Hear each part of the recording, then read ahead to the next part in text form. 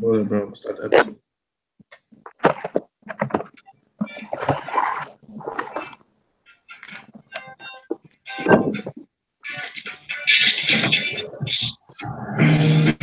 We so quick to take what's happening.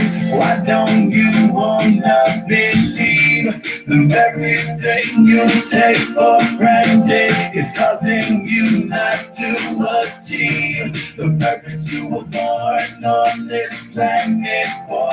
The magnet. Oh, I just try to understand it. Why don't you? What's the point of so many dreams when everybody's saying wake up? This life is hard and no in between. Take it as it is. Life's a test with no makeups. Don't question shit. Break up when the time gets hard. What about the kids with their faces up? Asking God what did they do wrong? Forget about patience. Take it too long. Gotta go. No time to wait and move on to what we think is better. Take a guess. We all a little selfish. Something that we all can use help with. Cards on deck. Don't want to deal. Listen, media. You forgot your past. You was born to fly. Like we know what's told is not real. We so quick to take what's happening. Why don't you wanna believe the very thing you take for granted is causing you not to achieve the purpose you were born on this planet for? The magnet. Oh, I just try to understand it. Why don't you? Yeah, it's the Bill. That was my boy Gerard saying, man. He's up on the panel right now, making that flat music, man. That's what we need. That's some powerful, positive stuff, man. And I'm gonna tell you right now, man, I respect that to the fullest. For real. Because that right there, man, is what we need, man. We need more positive people making music. We need more positive people sending out the messages like that, man. Because without that, man, we can't help the children grow, man, and understand what we need to change. That's what it's about. You know, the children is about the future, you know what I'm saying? And people don't understand that, you know what I mean? We here to trying to set that straight. I love that track. Yeah, man, it's nice. And he said it's just talking about believing in yourself and going out achieving goals and stuff, and you know, doing what you need to do for yourself and your family. And when I first heard it, I was like, yo, this is that flat music we was talking about making, bro. It's already happening. You know, it's already happened. He said he made this track in 2013, yo. I was like, what?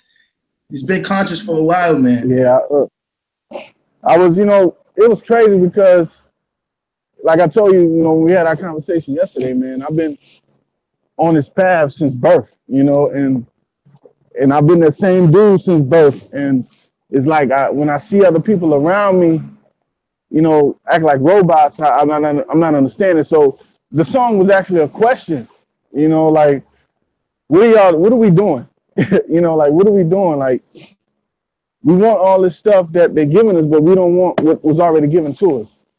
Right. And use that and utilize that, you know what I mean? So that's my whole mission, to, you know, try to get back to nature and help other people see that that's what's most important, you know, because without nature, we ain't here at all. Yo, that's a fact, bro. And that's what they try to keep away from us, man. That's the main way to keep us enslaved, is to keep us away from nature. Masterpiece, you know that. You know what I mean? You know that firsthand. Yeah, firsthand. In fact, I was just watching firsthand because I actually went out and did it. But secondly, there's a show on Netflix called like America Unplugged. It's on Netflix, and I'm sure you can download it, torrent. So for everybody out there, I think it's called America Unplugged, and it just goes through a bunch of different Americans who have chosen to live off the grid and prepare. What I did notice about it was like 10 episodes or something like that, and all of them are Caucasian. They all know how to hunt. They all know how to, you know, use their pumps for water and cut down trees and heat their homes with fire. And you know what? Like, I'm looking at it and I'm saying, well, you know, when you look at these people, like they were engineers and you know, white collar people who had decided to get off the grid. So it's like, it's showing you that it takes a little bit of money to do so. You know, you got to start stocking up with supplies now. You know, getting your canner, getting your electromagnetic pulse a blocker. You know what I mean, so that your electronics work in case they detonate something over here, or just whatever. You know, getting your gun practice up and your aims right, because we never know what might pop off. And in the wild, you got to be prepared for everything. And every day is a struggle. Like don't think that once you go into the wild, it's like, you know, fun and games. You know, it's literally, you got to wake up at the crack of dawn every day and get your fire started and get your tent set up and all this stuff. So it's like there's a lot of work to be done with ourselves. You know what I mean? We got to get off of the cushy lifestyle and stop expecting, you know, new Apple updates and all this stuff. Get your money and get out the game and go somewhere and live off grid. Get back in tune with nature. Yeah, hell yeah, hell yeah. I could feel that 1000%. We was talking about this yesterday, talking about how we need to try to you know, help people digress, like, because like we've been doing this every 2 years technology advances thing, and every 2 years as technology advances, so does our consciousness, because like we expect things to be faster. We want the speed, you know what I mean, the energy to go much faster than what it is. Like if you see somebody on an elevator, how impatient they are when they press the button. You press the button once, it's gonna come. It has the command already, but they keep pressing the button, press the button. So there's gonna be a lot of patience to be learned within communities, and we're gonna have to help people because people are still gonna want to use their things, like their cars, like the things that make them who they are today, like living in this type of society, and that's the conversations that we need to be having. Like, okay, like once things stop, government doesn't exist, money doesn't exist, what do we do next? You know, instead of hoarding whatever we can, supplies, whatever, like how do we ration things out, and how do we do things in a more organized fashion to help get this process to go back to nature? Because people are still going to be filled with the GMOs, and they're going to still want to eat like they're not going to care about the difference. You're going to tell them like, oh, you know, this is GMO, you shouldn't eat it, but they'll be eating it this whole time. Like, oh, there's no problem with that, I'm going to eat it. You know, so like it's going to be a lot, man. We would have to destroy all the GMO food so that there's no way that there can ever go back to that. You know, it would be a huge process, man. I think that from one thing, from experience, like being like not eating meat and everything and trying to eat organic food, I'm telling you, man, it's a struggle. It is, man. It's hard because like you really got to be mentally strong, and I don't feel like people are going to be strong right away, because it takes a lifetime of commitment. Because you don't just make the decision, okay, I'm just going to be vegan today because it's going to make me healthy. No, you're going to continue to eat. You're going to be vegan, but you have all this meat in your refrigerator and stuff, like, and then by the second week after you decide you want to be a vegan, you forget that you want to be a vegan because you've been eating meat this whole time, and you get thrown off. Like, so there's a lot of stuff that's going to come into play to get people to get back to nature, man. It's going to be hard, man. I mean, right now, look how difficult it is just to get people to understand the model of the earth, you know? Or I think it's, sorry, you go ahead. Go ahead, bro. Okay, I was just gonna say, I think it's more of a, like you said, an obsession. You know what I'm saying? Because even though, like me, for instance, I was a vegetarian. I was a vegan for like a year and a half. You know, and my wife. Say it again. No, that he muted his mic. It was an accident. Go ahead, okay, bro. Yeah, my wife and my children still ate meat that whole time. They had food in the house, and it took a lot of willpower and a lot of want to even continue on every day. You know, it was a battle every single day. You know, and then after a while, it became easy. And the people that's eating meat and all this stuff now, I was in the break room at my job yesterday, and they were like, somebody said, well, that's bad for you, this and that. And the other person like, well, I mean, I got to die from something. You know, something's got to kill me. And I'm like, man, look at the laxative, yeah, I say laxative, but laxicity of their mentality. You know what I'm saying? They're so lax about what goes in their body. They don't care. You know what I mean? It's like, well, shit, I gotta die from something. That don't make sense. You know, why die a horrible death? You know, why not go in peace? You know, the sting of death is promised, but at the same time, it don't have to be that hard. You know, my dad died from cancer.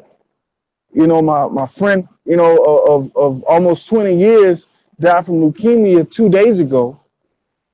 You know, I took that hard. Sorry to hear that. No, it's good.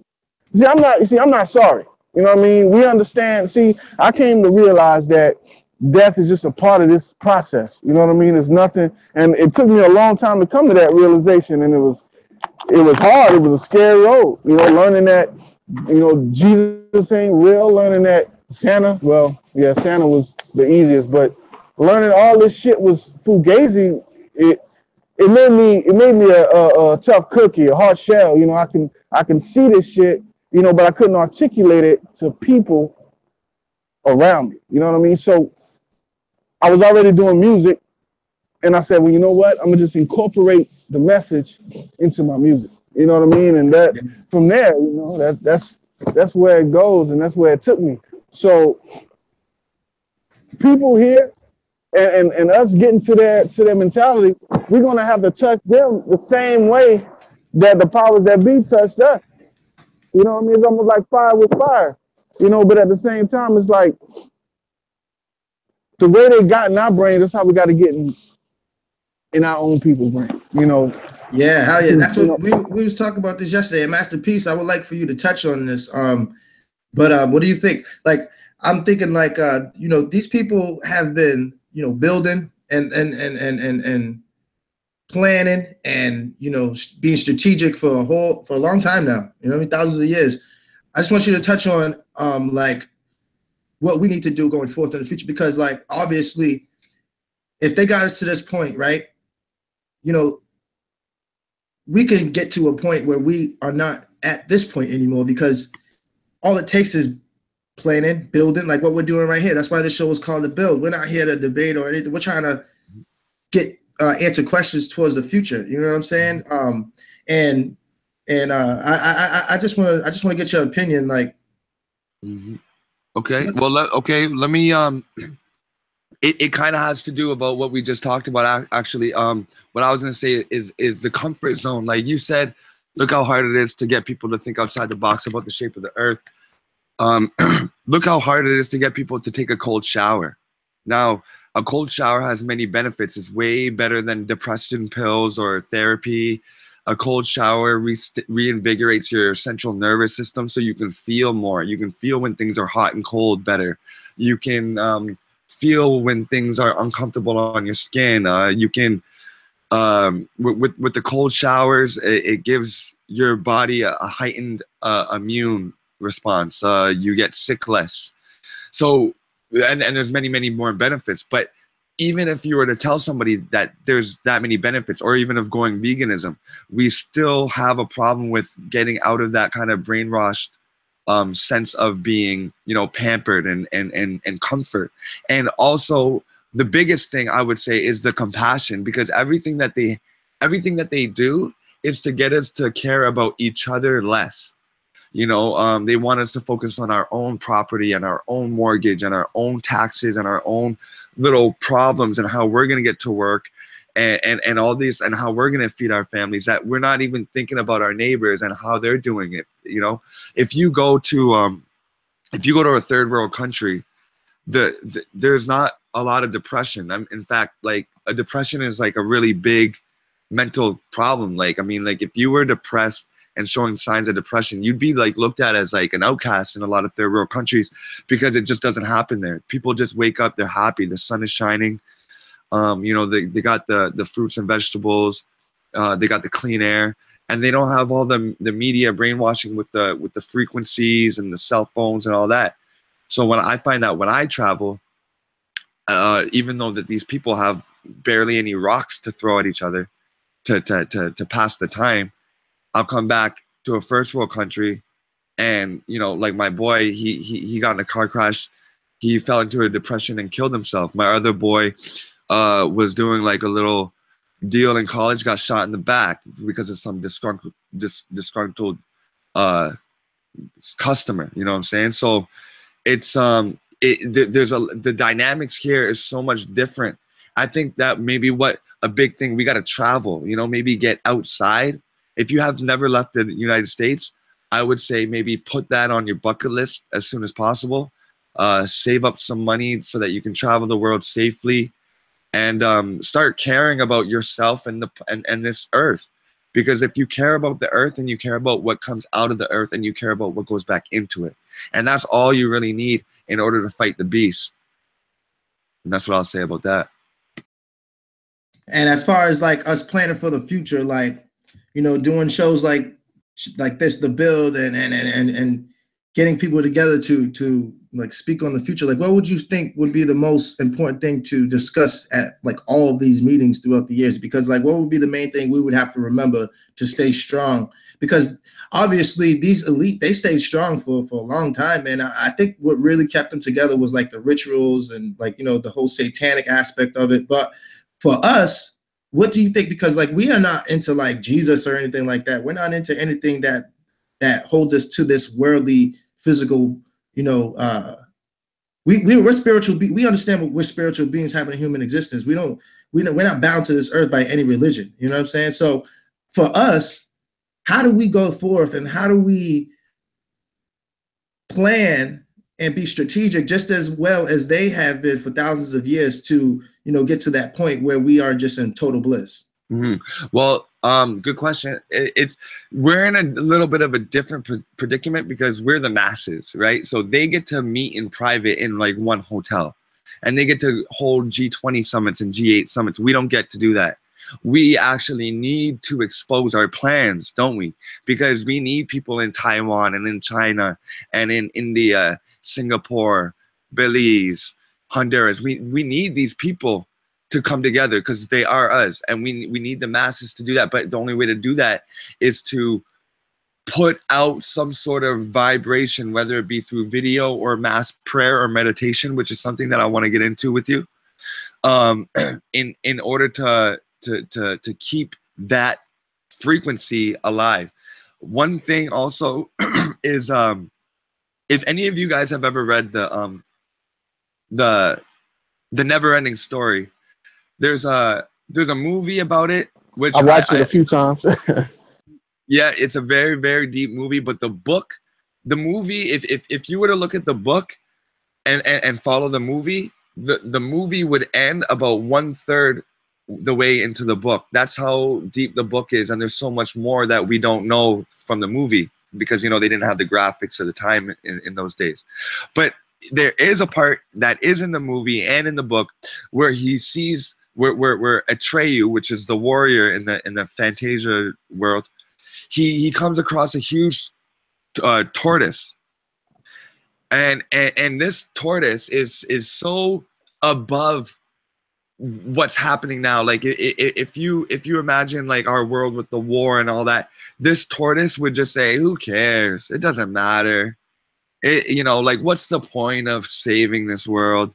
What's the point? You know, that type of mentality shows two things. You know, obviously one, like a laziness and you know, nothing matters, but also an understanding that this is all an illusion. But even though it is illusory, even though it's an illusion, we still exist within the illusion. So we still need to take care of this illusion. But where that tortoise is coming from is saying, look, this is just something that's happening right now. The wise tortoise, you know, they live for very, very long. This is just an illusion that's happening, an experience that's happening right now. You know, you can choose to care or not to care. And we need to choose to care because the elites, they have chosen not to care. But like I said before, if we have that compassion in our heart for each other and for the earth, that's really all we need. Because once you have that compassion, so many things can grow out of that. So many different types of jobs and trades and maybe even, you know, the end of money altogether. But one thing also I mentioned before was a mass meditation. I think that if there was some way to blast out emails to even in the third world countries, because not every country has access to our internet. If you go to China, you can't access the same Facebook. If you go to China, you can't access Infowars.com. When I was in America, I couldn't get on Infowars when I went to North Carolina. So there's a lot of censorship. So if we put out mass meditations and maybe blast emails that'll just, you know, spam everybody, they don't even need to read it. As long as it's sitting in there, you know, the vibration will resonate. We got to think. We got to think about those kinds of higher ways of thinking, because if we just keep on putting our plans out in the public like this, then they know exactly where we're gonna move and exactly when. Those are all regular people too. Look at them. Yep. Yeah, and that's what I was. That's what I was telling James yesterday. You know, because the night before we were discussing about you know, having real bills to where, you know, it's not the public ear don't hear exactly what's strategy. You know, they'll shows like this to give them an idea of, you know, what's going on, but the people in the know, like it goes back to what they're doing, that compartmentalization. That's the only way that their shit is working, is because not everybody knows what's going on. You know what I'm saying? Within their structure. I mean, like, look, this is like, people are already doing this. Like, look at this. Join the mass eclipse meditation visualization on August 21st, 2017. You know? Yeah. So like people are coming together. So this is a very real possibility. You know, this is only a 2-minute long video, but you know, as you can tell, everybody here is like-minded. Everybody here is on the same page. They're all on the same frequency, and that's how things need to be, like on a massive scale. You know, so I think you're right on with that, masterpiece. We need to pick a time. We need to pick a time, and we got to correlate it to everybody on the different time zones. We got to let them know that if we're doing this at like 12:34, which is a very, you know, symbolic number, 1, 2, 3, 4. Right. You know, from 1 all the way to the foundation number 4, 12:34, or 1, 1, 1, 1, 11, 11. You know, all the numbers are sacred, but whatever we choose, we gotta let them know that if you're on the West Coast, this is your time. If you're in the Pacific, this is your time. You know, so we could all do it at once, and it really does have an effect. Like, I don't want people out there in the crowd or in the chat thinking that a mass meditation is a waste of time, because first of all, meditating just in general will always help you and open you up and your family and your kids. Right, exactly. And people don't even understand, man, like meditation is in different forms. Like what we show here, you know, what I'm showing here about meditation. The cross-legged sitting shit. Yeah, all this, right? All this stuff. You see? Yep. This is all what you call structure and organization. Right. Within the meditation. But people don't know is when you go to vote, and during the time of November, when everyone's thinking about the election, that's meditation.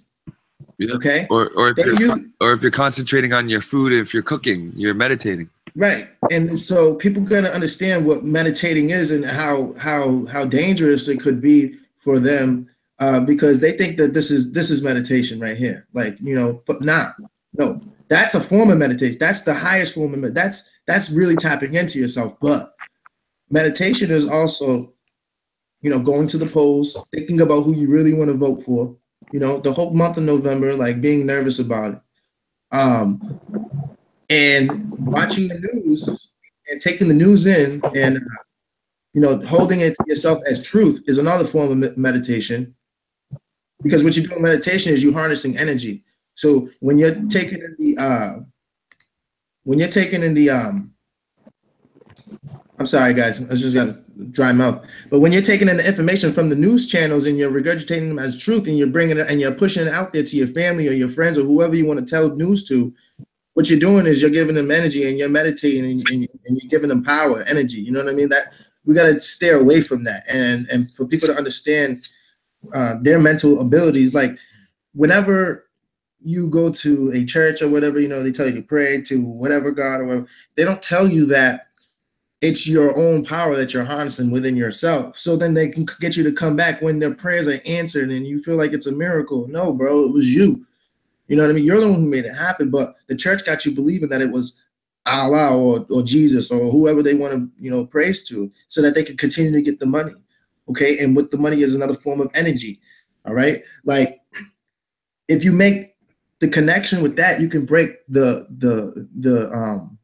boringness, I shall say, out of meditation. Because people, when they think meditation, they don't understand how powerful it is and how serious it is. They think that all you have to do is just sit down and breathe and, you know, be quiet. No, bro. Like, there's all types of different forms of meditation. There's all types of different ways to harness your energy and to distribute energy. You know, and you got to be mindful of that. That's why they say, watch what you think. You know, watch what you say. You know, like never say never. All these things is true because like it's forms of energy that you push out to the world. Your thought, your word off your tip of your tongue is a form of energy, and it goes out into wherever you want to believe, globe, universe, flat plane, whatever. And it's like what do you call it? One of those things, a boomerang. It's like a boomerang effect. You know what I'm saying? Like, you feel me? Like, it's gonna come back to you. You know, you're gonna see it. You're gonna see it manifest in any way. That's why people go to sleep at night and they think about their problems and shit, and they wake up in the morning, and you know, first thing that happens is a repeat of what happened the day before, because they're just recalling that into their lives. You know, so to get people to understand that, you know, meditation is more than just thinking to yourself and being peaceful and being quiet means a lot, because then they can try to understand about their mental abilities and their true power, you know what I mean, their energy, because people are meditating all the time, or every time they're thinking about certain issues. That's the reason why fear in movies is like the most number one thing, because how many times people watch movies over and over and over and over and over again, bro. You know what I mean? Those same messages gets imprinted into people's brains, man. It's just like they get further and further indoctrinated, get further and further stuck in the trance, you know? So we should definitely touch on that, you know what I mean, about being in the trance and learning how to get out of it, you know, and learning how to realize that you're in a trance. No doubt. No, I want to add on that, but I don't know if Justin or Jarian wanted to say on that. Add a little, because I can remember what I was going to say. Okay. No, go ahead and add on. Okay, because yeah, I always talk about this. We have to realize that everything that we've been given has been given to us, and you know, we're in such a state of lockdown that everything seems like it's, even if you think that it's, you know, when we look at the meditating with the crossed legs, we are given that image, and then now people that are flexible enough or don't have the patience, they're like, oh, I don't want to meditate, and then they completely throw away that whole possibility when, like we said, there's other ways to meditate. Now, if the thing is that when we go within, we are actually spreading. Like you can shout all you want, and that is, you know, going without of your body, and you can go shout. But once you go in, you're actually touching more people than you would if you were to, you know, make a Facebook post or write an article, because we all have that darkness inside of us. We all have that point of singularity inside of us, and that is connected to everybody like a web all around this plane. So don't think that it's a waste of time to meditate. Like, I don't want anybody in the chat being like, yo, you know, the white man got us working 9 to 5 and these niggas want us to meditate. Yeah, I do. When you're at work, when you're on your job, I want you to meditate. When you're driving home, I want you to be in yourself. You know, always be analyzing your thoughts, because you're going to catch yourself singing some tune that you don't want to be singing. And then you're saying, oh shit, why am I singing Justin Bieber on the way home? Because it's ingrained in you. It's catchy, the tunes, the frequency. So if you can just simply learn how to control your thoughts and monitor what you're thinking about, then you are actually changing the whole dynamic and the structure of what was set up and given to you. So you really do. The most important thing is to go within, because you will not only change yourself, but everybody around you. And I can use my you know, and James probably could attest to it, you know, my music.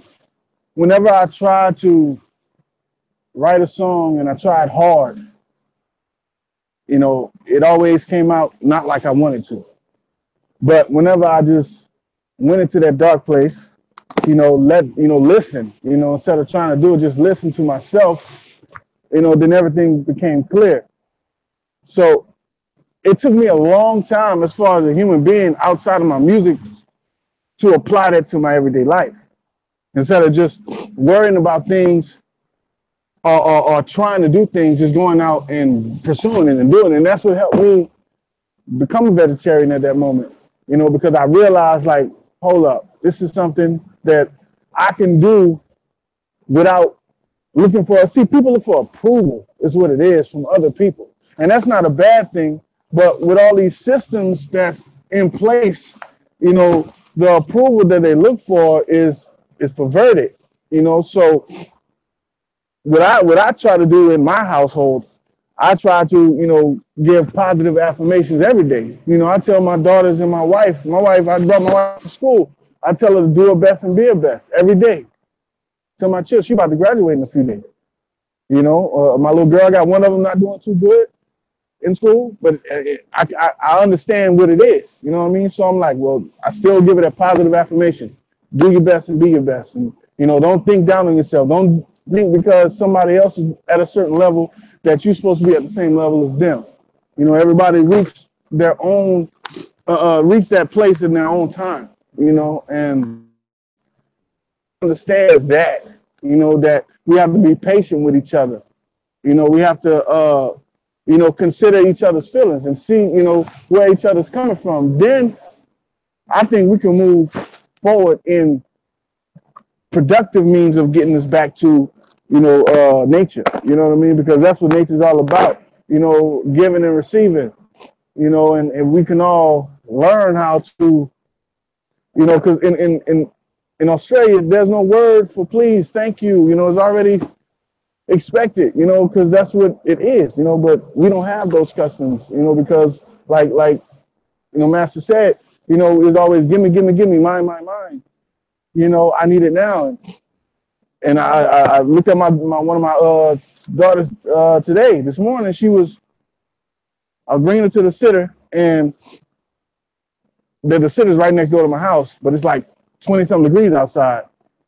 My other two are dressed, but she's so anxious to go, play on her little tablet and everything, where she didn't even put her shoes on. She had a jacket in her hand. I'm like, what are you doing? So we all need that reminder sometimes, hey, look, and children teach us the best lessons because they reflect us, things that we do, and I see myself in a lot of things that I do in my children, so I learn from them just like they're learning from me. So it's a whole symbiotic process that we need to understand that we're a part of, and they're trying to separate us from the symbiote, and we are the symbiote. And that's what I don't understand. Like, we can get it together if we want. We just need to, like, this platforms like this to, nudge the mind. Come on, get with the program. Or get away from the program, should I say. What's good, man? What's good, man? Oh man, feels good to be here. What a beautiful subject, man, and the dialogue, and it's definitely something I need to hear. I've been battling globalists from Afrocentrics to Eurocentrics for the past 3 days, to the point I feel so drained and just, oh man, this is like the opposite of being drained. I'm just happy to be here, man. That's what's up. Just happy to be here. The meditating, we have to meditate. That's why I promote talking about the olfactory bulb, although it's a physical thing, but just calming yourself and like really focusing and starting with the breathing and clearing out that thought, man. If it's just one thought or just the ultimate clearing all thoughts and just feeling really free, man. I still do it. Man, it really helps me in frustration. And we need it today more than ever because we're getting bombarded from all directions, from work, issues with kids acting up, from all ways of, all the things that we just deal with. I have to take time now and step away from like everything that's going on just to meditate And in my life right now, it's absolute chaos, and I'm literally going through my life. And for some reason, that's my like escape. Except at the same time, I'm not trying to escape from reality of whatever situation I'm in. But that meditation, I just respond so much better. A year ago, I argued with everybody and wanted to debate and debunk and this, that, and the third. Now I'm just so peaceful where people could insult me and I just say, hey, man, Nam Myoho Renge Kyo, bro. Go get a gong, man. Let's let's not be negative, insult each other, and deal with that. People are at a place in their life. It's not good to really impose one's will upon somebody in their place in their life. It's better to see and observe exactly what they're, experiencing in the position in their life at that time. And interjecting what you can that just helps that person. Because if we just do everything where it's just me, my, I have this knowledge and I have this teachings and my teachings are right and all these different things, most will they'll dismiss you or even worse, they'll blackball you or remove you from being a peer, a teacher type. Yeah, facts. And the one thing about here at the build is like, because we all spend extensive amount of times on here, so we can literally like just do the research together. You know what I'm saying? Share our screens, and the viewers can also do the research too. Because this is about building. This is about getting to the truth. This isn't about debating or arguing or because we want to promote. We can't promote mass meditation and then at the same time, be doing the opposite. And not helping people like we really want to. That sounds crazy. But yo, bro, one thing you was talking about, the bulb, man. I want you to, if you could, try to touch on that and how people sometimes get confused and forget about that in relation with the third eye. Because I remember the other day you was talking about how like they always mention the third eye, but they never mention the bulb, and they never mention about how it's the bulb and the third eye is just as important. In fact, the bulb may be even more important than the third eye. Can you touch on that? Oh, absolutely. Where the third eye is located, most if you look at in Indian cultures and where they put the dot at, your olfactory bulb is right there. And the olfactory bulb in biology is like, it's the way that oxygen gets into the brain, So this is very important for every aspect of it. I'd rather just read it, but I can freestyle it, The olfactory bulb, it almost controls all the sensory on your face.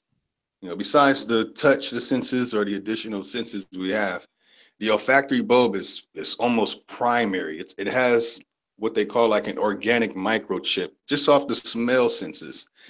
And it feeds the pineal gland. It feeds the pituitary gland. It's right underneath the hypothalamus gland. It's the only way. Yes. Yes, exactly. Perfect. And there's a bunch of images. So everybody, show them. You guys perfect, man. Do your own research. I mean, here's another one. There we go. Okay. That's the one right there. You see the microscopic hairs, and it's showing you that it's almost like a muscle, and you can flex it. So when you're mastering your third eye, and then you feel the intensity or the just the feeling of relief, this is the olfactory bulb that inside of our brain. We can call it, not to fantasize it. We could say, to fantasize it for a moment, we could say that's the alien, the intellectual connection, or the terrestrial connection to the whole universe, to say with the philosophies of many. Yes. Like the antenna. That's right. And when you look into those microscopic hairs, it has memory. Freestyling is cool. I prefer really to focus on what has been presented. Yes, there you go. See, actually, you can read it. Family, please read it. I can't see it that well. But there goes the details to it. That's where the information of your smell sensory, where it's stored, these microscopic hairs, and it affects you, affects everything. If you go blind, your hearing is going to enhance.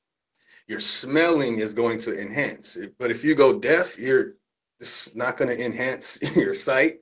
It's not going to enhance your taste, you know, and that's directly connected to that olfactory bulb. Wow, which one is that? Also, I'm just gonna share my screen. Now I know. Now look at James's screen. James, keep that one with the bulb up. Yeah. Now look at this.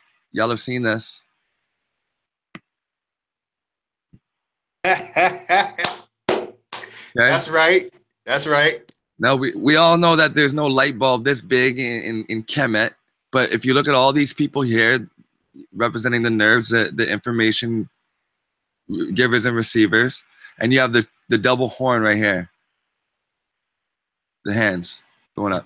Wow. That's right. Yeah. Well, you busted it out, Masterpiece. I really don't even show people that when talking about the olfactory bulb, man. That's what I'm talking about. Yeah, they knew a lot, man.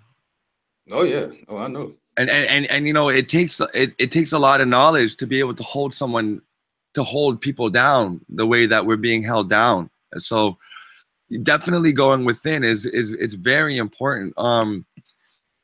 When we analyze our thoughts, then we really analyze the state of our environment. And I think it was Jarian that said, go back to nature, because they said something like get on the program or get off the program. And I like when he said that, get off the program, because the nature is what we all come from.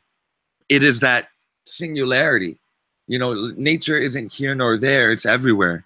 So if we get back to the nature, oh man, I'm telling you, the quiet, the serenity that you hear when the birds are chirping and the wind is blowing, there's nothing more than you need to really just to get in touch with yourself. And if any of you guys have had the opportunity to go camping or do in the future, I highly recommend that you guys do that, just to try to get a sense of that, reset, take cold showers, jump in the lake. You know what I'm saying? Build a fire. Make sure you know how to build a fire. You know what I'm saying? And all that stuff. So because when I was watching that show, America Unplugged, one guy said, if an emergency was happening tomorrow, American citizens are very ill prepared to handle a disaster. So get back to nature, y'all. Wow. You know, I like way you put it, because there was something said to me by actual, a professor said that if something like that happened, homeless people would survive more than those who surviving off everything we use today and the technology stuff. They would have a fighting chance over the materialistic person. Not saying to be homeless or anything, but no, it was right. Just a concept that he was saying that they would have a fighting chance because they're so used to having to rely on the sensory and whatever just for food, and asking people that they would be quicker to resort to a way to survive than some other people. Some people, due to the way society is, they might just commit suicide like during the Great Depression. That's right. That's right. Man, I'll tell you right now, I know for a fact all the homeless people would just be like looking at each other like, well, let's go get some food. You know what I'm saying? Like, they wouldn't be worried about nothing. People be going crazy and stuff like that. I guarantee you they'd be the ones to be the most level-headed and the most they have the most ability to deal with the weather conditions too, man, because like ain't gonna be no heat and gas. They're gonna be the ones to understand what to do. Starting the fires, I bet you they're gonna. I guarantee you, a homeless person knows how to start a fire more frequently than the average person. Because I tell you right now, if I went to go try to start a fire, I would need a damn lighter. I couldn't do it with 2 sticks. You know what I'm saying?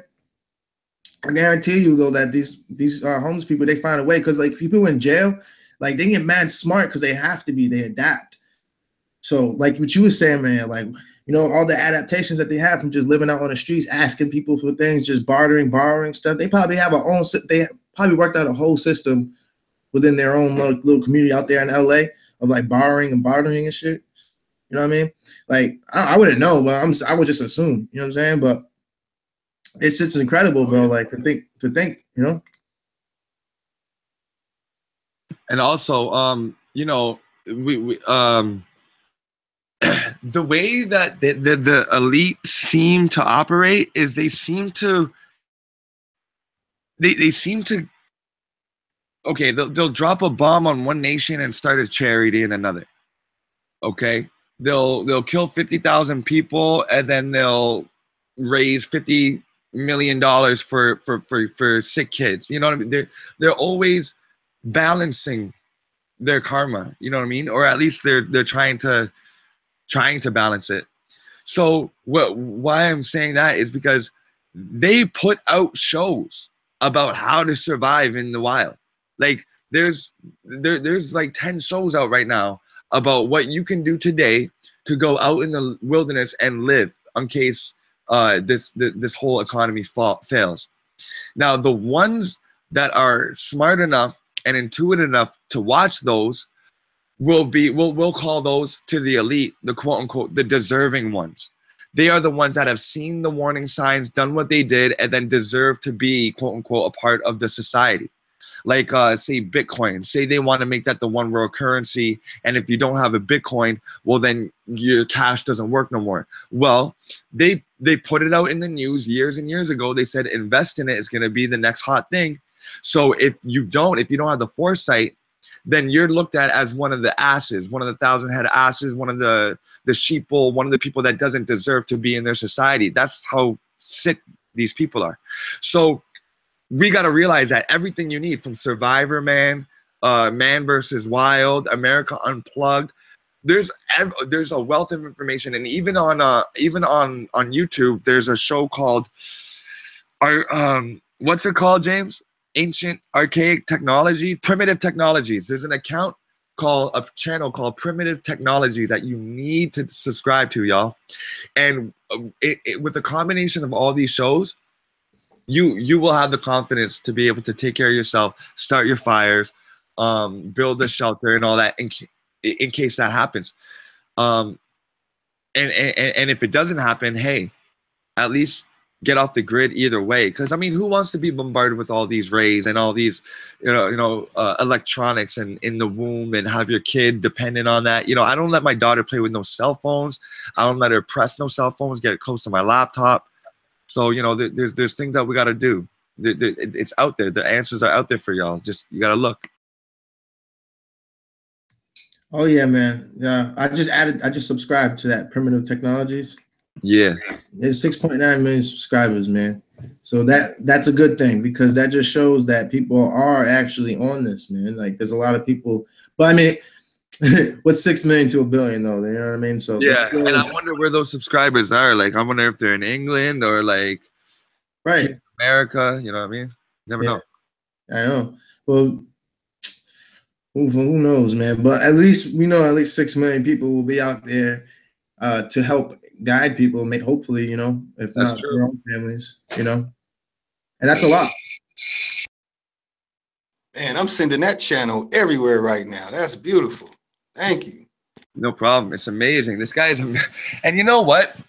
Like when I was all caught up in the whole race deception thing, thinking that, you know, the white man and white people and against this and that, I never really realized, but like, well, look at this channel. This is obviously a Caucasian dude, and he is putting this channel out to the public. Okay, there's people like Survivor Man, who's Canadian, who has his TV show out there for the public. People releasing sensitive information about America, their own country, that's gonna help the black, the white, the brown, the yellow. You know what I mean? So there's people out there doing these things, not giving a fuck who the audience is, not selecting, hey, this is just for the white people, this is just for that. And it's a really beautiful thing, because once you kind of get out of that, like that deception, that brainwash about races and all that, then you really get to see that there's people out there belonging to any race, any class, that quote unquote, that is there really helping the whole world. You know what I'm saying? So, you know, take that in. Oh yes, take it in. Because like I could tell you right now, I know for a fact you're a mulatto, Masterpiece. I'm mulatto. You know, we all come from both loving sides of, like, I can't understand how one person could sit there and actually, you know, make a conclusion with themselves when they go into this Black conscious community, right? And make a conclusion with themselves that they're actually right without actually looking at nature for what it is. Like, when have you ever, like, I'm gonna tell you, man, I'm gonna be real with you, yo, bro. Like, I have never felt threatened by another white man. You know what I'm saying? In my life, bro. You know what I'm saying? I haven't felt, I mean, I know that it's very real. I know people, don't get me wrong, I know people experience racism all over the South and almost everywhere they go, you know, but me personally, I haven't. I feel like people prey on your weaknesses. Like, nobody will call me a nigga because they look at me and they think to themselves, man, if I call this dude what I want to call him, what is he gonna do? Like, and that's the difference between racism and like realism. Like, because think about the KKK, they all hide in sheets, right? Whatever you want to call them. But that's like their ego. Like, that's their ego, that represents their ego. That shields them from the fear that's behind it. You know what I mean? And then when they get together, you know, it creates that strength, that oneness. Yo, Jack, can you mute your mic for me, brother, please? Oh yeah, my bad. It's all good.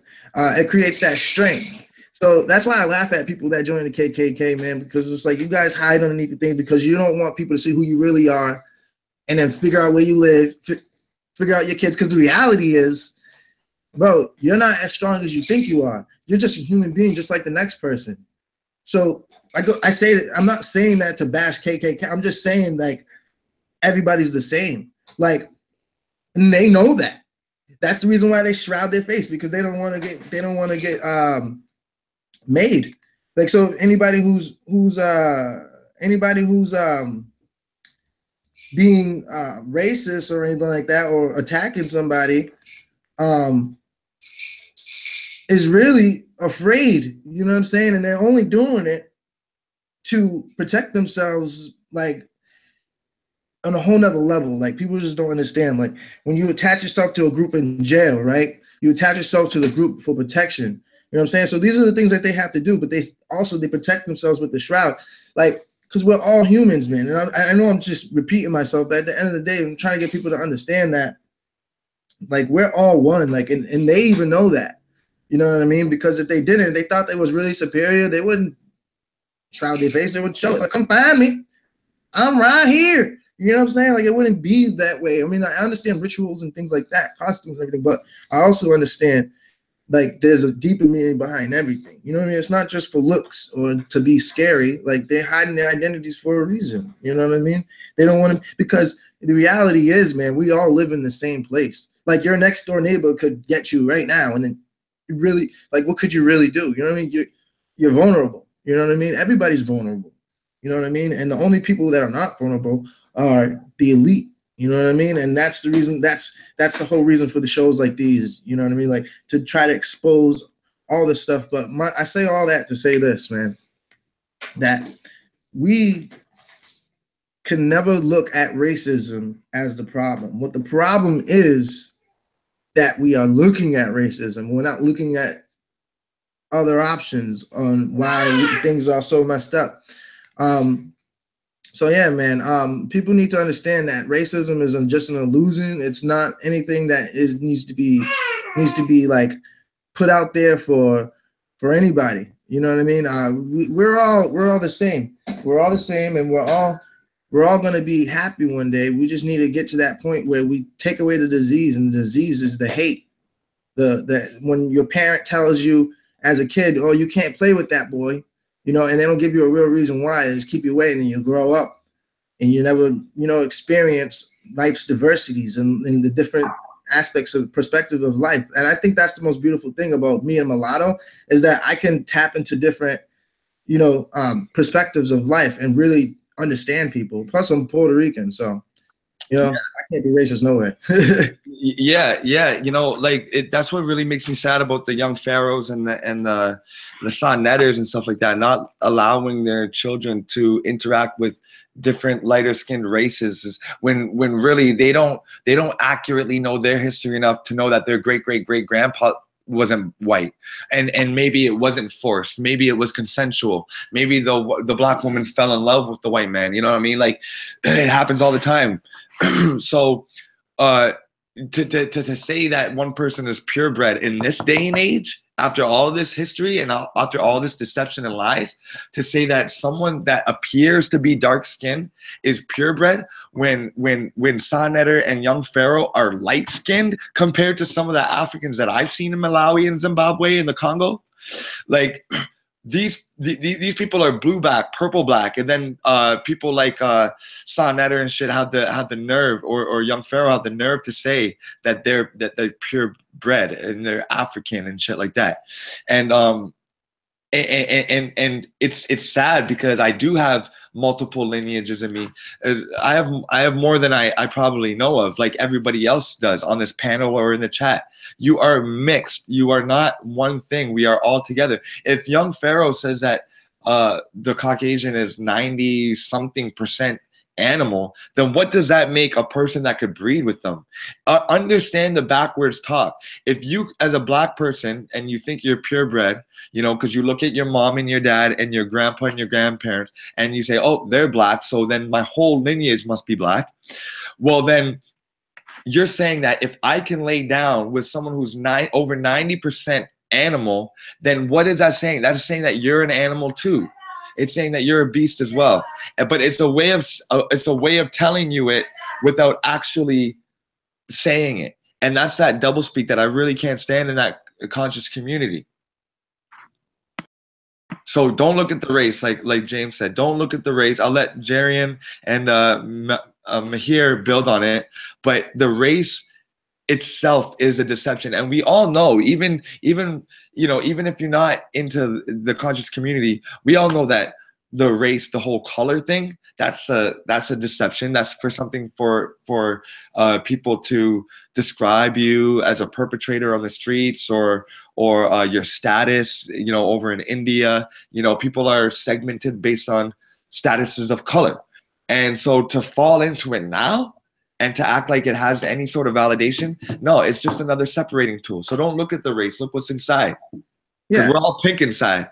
Right. Yeah, it's a line of division. That's all it is. You know, especially, you know, I can speak on it, you know, as far as being from where I'm from, you know, it's more predominant here.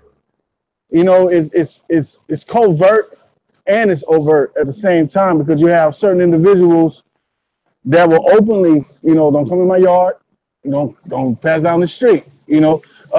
It exists, but it don't have to. You know what I mean?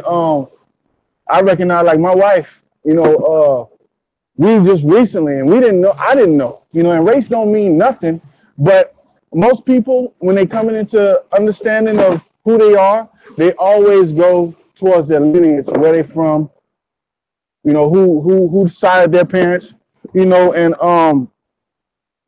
my wife recently found out that she was a Takapa, Ishak. It's an indigenous tribe from here in America, you know. And we looked up their history, where they're from.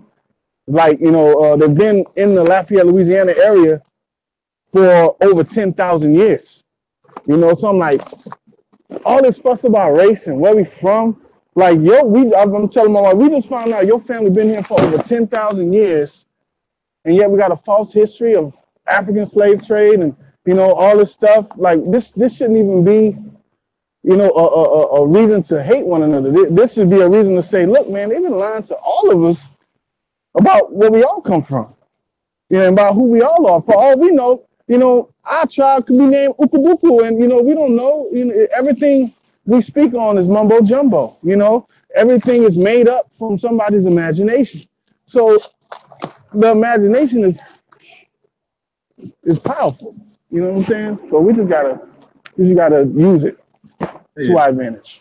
One thing about hell yeah, we definitely gotta use it to our advantage, because man, these people, man, they are definitely using it to their advantage because of what the imagination, man. Because think about this. We talk about imagination. It makes me laugh because it's a really good point though. But I'm sorry, it's just funny. It's just really, really funny to me. But people go into this, right? And they see these people, they accept donations, they're getting these money, you know what I'm saying? They're doing their thing now. Everybody knows that the internet is a worldwide thing, right? Why is it that these people staying in New York? And why is it that they're still on YouTube? Like, why isn't that, like, they sit there and they bug out about the white man, about like what he did to the people, but he steady funding these people. Like, it's a joke, man. Like, it really is funny. Like, why don't you guys just go back to Africa and do your studio out of Africa? I'm pretty sure you can get funding out of there if you really for the people in Africa and you really want to go. Why don't you send some of the people back to Africa with you? You know, with the money you're making here in America off all your lectures and your merchandise. Come on, man. But think about this. All that merchandise, all those lectures, you're paying taxes to who? Who are you paying taxes to? Paying taxes to you're right. They can go there. They can go there and do their show from Africa and say, "Hey, come here. You know, we're trying to get all our brothers and sisters back to the homeland, the motherland." But they don't do that. They always in their on that, bro. It's not gonna work. Speak more on that, John, because that's some real. Go ahead. Oh, it's not gonna work. You know, it's funny. My old co-host, he's down in South Africa right now. Every time he tries to call me, it's a problem with the data. So they're gonna get over there, and guess who you have to pay to have a Wi-Fi in Africa? You can't get away from it. Hey, in Africa, I deal with gold mine companies and all kind of stuff. They're holding hands with white folks. They're dealing with people in Dubai. My business associate who introduced me to them, he's from Taiwan. In Africa, they don't yell black power. They don't do any of the things that they don't. They don't do those things. They think it's absurd. That's right. That's right. In South Africa, they make fun of it. They say, "Oh, there goes the American logo thing." Called a logo, advertisement. Yeah, when I was advertisement. When I was a brand, that's all it is. That's right. I'm gonna screenshot this this beautiful picture that I took in Zimbabwe, and it was in the Leopard Rock Motel, you guys, or hotel. You guys should look that up. Leopard Rock, I think it's called Leopard Rock Hotel, and you can just see for miles and miles and miles. And every day at like 6. They spread some feed, and all these animals that you guys are looking at come up to this plateau, and you can just take pictures and spend time with them. It was surreal. But you know, when I went there, I was kind of I had the kind of mentality with the whole like Sonetta Studios thing, and I kind of went there, and I had a little bit of anger, you know what I mean? And the people did not share that same anger. They were happy to do business with anybody that they could do business with, whether they were Chinese, Taiwanese, Caucasian of whatever descent. You know what I mean? There was an English girl that was there that I met who was Caucasian, who actually built a school in North Malawi. And I saw pictures of the school like currently, and it's still up and running. She wants to legalize hemp. Because in a lot of places in Africa, that leaf, that fingered leaf that looks like marijuana is looked at as very, like, you know, it's very demonized. And in Malawi, they call it chamba. And so whether you're holding like a hemp leaf or like a cannabis leaf for marijuana, they wouldn't be able to tell the difference. They just don't want it around. So this Caucasian lady from England was there trying to change the perspective so that they could build their own cloths and their own nets, because Malawi imports so many things that they don't need to import, and the environment is perfectly conducive for hemp. And as we all know, you can harvest hemp 3 to 4 times a year because it grows that quickly. So we have Sa Neter, who's sitting on his couch with a bunch of men talking about Africa this, Africa that, and then you got a little white lady who's actually changing the government's mind about the crops that they grow so that they can actually feed themselves. Which one is doing more of a benefit to the black people? The white lady. That's what's crazy to me. That's what you guys that are on the Black News 102 and on the Sun, you guys got to get out of that. It's hate, it's low vibrational, and it'll separate you from from watching Sun or Black News 102 and Young Pharaoh. You will forget all of those white people that have held the doors open for you and have said thank you or you're welcome. Or I was standing in line. This was back when I used to smoke cigarettes. I was trying to buy cigarettes, and this lady and my debit, it wasn't working. I had the money, but it wasn't working. And then the lady behind me paid for it. And I said, you don't got to do that. She said, don't even worry about it. And then and that's happened multiple times with so many races. So, you know, I can't stress, because when I look at Black News 102 and Young Pharaoh, and I see the thousands and the hundreds of thousands of followers that they have, it's a scary thing to me. I don't know about y'all, but that's a scary thing that they have so many followers preaching hate. Well, I don't think it's scary. I think it's expected. Come on, man. Like, they are supported by the elite, so of course they're gonna have all these followers. You know, it's scary in the aspect that, yeah, all these people are like being brainwashed and not knowing. Like, but at the same time, like, there are so many people that we probably don't even know about that are for the truth. You know what I mean? And it is scary, you know, to go back on what you said. Yeah, hell yeah, it is scary, because, you know, all these people could eventually go against us, man. People like us who really want the truth, man. And it's like they're just building up a fucking army, bro. Oh crap! Could it be the Black conscious community is a psyop, a whole one big fucking psyop to just create one huge fucking race war? Well, and I think that's what it is. I've been thinking that, because it's too formal to me. The way they do it, they try to make it lax. At the same time, they try to make it too formal. I think they're trying to bring back Black Panthers, B. They're trying to put it back to the times when everyone was riding around with guns and shit and trying to be. I feel like that's what they're trying to do. You know what I mean? Because these people are trying to appeal to rappers. And what do rappers want to be gangsters? Come on, Young Pharaoh just came out with a fucking. You know what? Fuck that. We're not gonna talk about it. We're gonna show shit here. This is the bill. Play it. I'm ready to debunk Young Pharaoh, man. Fuck that. We're gonna expose this nigga, and I don't give a fuck. And while you're loading that up, we got to know that the whole rap game was manipulated into. I mean, of course it was organic. Of course we had the talent. Of course we have the rhythm, but it was all manipulated and engineered in order to be divisive. Now I can't. Now, Brother Sanchez has called out Huey P. Newton, you know, obviously the organizer of the Black Panther Party, as an Alpha Psi member. I think he said he was Alpha Phi Alpha or whatever.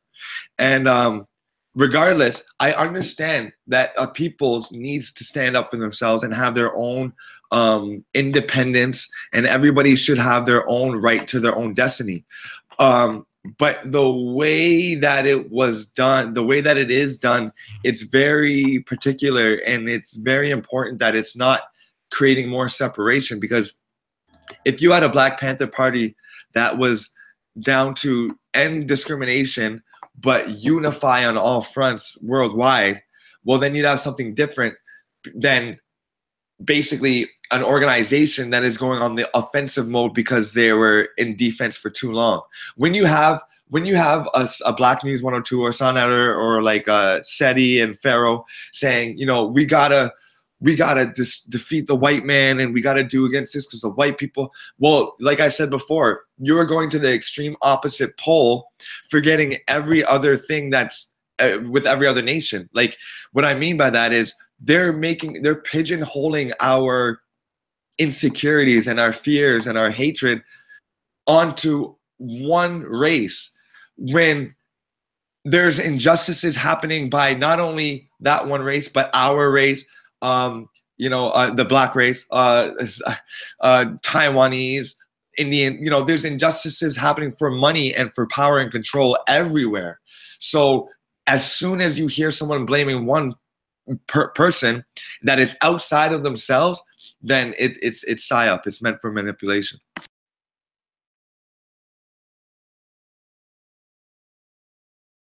Man, all right. And that's some real shit, man. That's some real shit, man, because like you said, psyop, it's meant for manipulation, and that's what the hell this fucking stupid ass video is about. Now, everybody knows who Jonah Lucas is, right? On this panel. Pretty sure everybody out there know who he is. He did a song called "I'm Not Racist." I'm so excited to show this. That's why it's like everywhere right now. But here it is. This video, he's going in on this dude, Jonah Lucas, talking mad shit, like just fulfilling that agenda. Listen to it. Pity for you black niggas. That's that. Call everybody. Just him listen to it. Mad. As soon as I say nigga, then everyone react, want to swing at me and call me racist. Can y'all hear it good? Yep. Okay. I ain't black.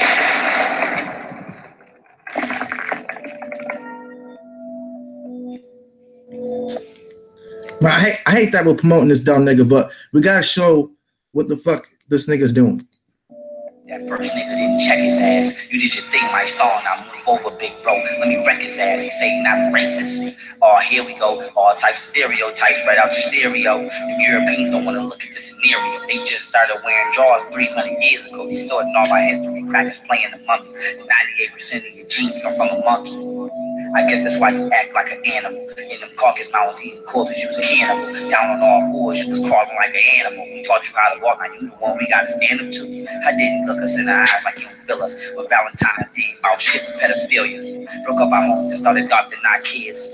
Organ harvesting, robbing our kids. You stole our land and gave it all to your kids and gave my ancestors babies to the crocodile's kids. We made souvenir crocodile heads. Now you tell me who the devil really is, and if a race war pop, just know you started this shit, and you gonna do every new nigga all of them shit. See? You see what the fuck I just said? And you know what? I didn't even watch. I swear to God, dude, I did not even go through this one. This is the furthest I've been through this whole fucking video, okay? The whole video, this is the furthest I've been through it. 1 minute and 31 seconds. You see what he just said? If a race war pops off, something that you started it, yeah. Come on, man. Come on. This is a psyop, like you just said. We're going to continue because this is crazy. Vaccinate babies when they enter. Why the fuck you keep the placenta? I'm going hard till it's fucking beat over. Homosexuality come from Greek culture. And while we on this subject, my nigga, just let me mention that Plato when the rest of them niggas never. Look at his tattoo. You see his tattoo? Look at that. You see it? On his arm? Is that the Merkabah Jewish star? Yep. You see it, right? Yeah. Huh? So them niggas never existed. And you wonder why everybody hates you. How the fuck you monetize it? Now, who runs everything in the industry? The who? The Zionist who? Jew. Nature. I guess mine's in your nature. And Pocahontas didn't love him, bitch, he raped her. And look at all the shit you tried to flip on me. I taught you how to write. You rewrote history. And I can tell you why your soul is missing. Melanin is sound like condensed. It's from the solar system. And you get your soul from the solar system. No such thing as a solar system, you liar. And now you know why your soul is missing. Guess that's why you dying just to get it. SkinCancer.org said you dying every minute. You suffering from melanoma still, and you tried it with their melatonin pills. And they ain't even worth shit. Take your dollars back and tell the British Museum they're my artifacts. They took 14 million from us, and Leopold killed 14 million of us. You got the nerve to try and talk about Hitler. Bitch, if I was there, I swear to God, we would have clicked up. And Black Lives Matter shit, I feel like fuck them too, gang. Bitch, if I wasn't there, I swear to God, we would have clipped them. So now what? We're supposed to go and clip Jonah Lucas? Hey, they was started by a Jew. I know my people gonna film me for this. Fuck it, they kill me for this. Okay. Now, back to business with this fucking dumb shit. Like, that shit just pissed me off because, like I said, I'm Puerto Rican, I'm black, and I'm white. Now, you mean to tell me I'm supposed to go and kill my cousins? You dumb motherfucker. Don't you know that this place is more... oh my God, this person is so stupid. Like, there are more people blended today, 2017, from the 80s, okay, today, than ever, or than whatever you know as ever. You know what I'm saying? Because like, honestly, yo, David, what's good, man? Peace, man. But yo, this video that we just showed, bro, just goes to say that. See, I had a eureka moment, and I tell you, I only watched like as soon as he started talking about in the video when he started talking about him being a 80s Neanderthal or something about a monkey, I turned the video off. And I never watched it after that because I was like, yo, this is bullshit, right? Now when I had to watch that whole video, bro, I'm telling you, like, he's sitting there talking about killing white people, talking about starting a race war, you know, fear mongering shit. Oh, you guys put us in slavery, killed 14 million of us and all this shit. Like, come on, dude. Like, who are you speaking for? Because we don't live in those times, and whatever you're speaking on, it's not even real in the first place. Yo, hey. This shit's real. They're trying to start an army, y'all. They're trying to start an army. The whole Sonetta, that's just as good as the U.S. Army, man. Fucking camp, man. Like enlistment, man. That's what it is. It's enlistment, man. People are trying to. What I saw, like every ancient, like I watched the show, this movie called 10,000 BC, and what they did was, if anyone on the panel saw it, they took the herd of mammoths and corralled them and made them trample over each other. And that's what they're doing with the Black conscious movement. They're trying to take all these people, these so-called conscious brothers, get them together and have them set negativity and straight mass hysteria amongst people along their own so-called racial line. You know what I mean? And cause division amongst all of us to keep us in, you know, because where I live, there's a black church and there's a white church, and there's, you know, and same neighborhood, you know what I mean? So the division is deep, and they use that to their advantage. Man, I'm pissed right now, man. You know, you're so right, man, because this whole like you know, black power shit and all this. Come on, man. Come on, who you fooling, man?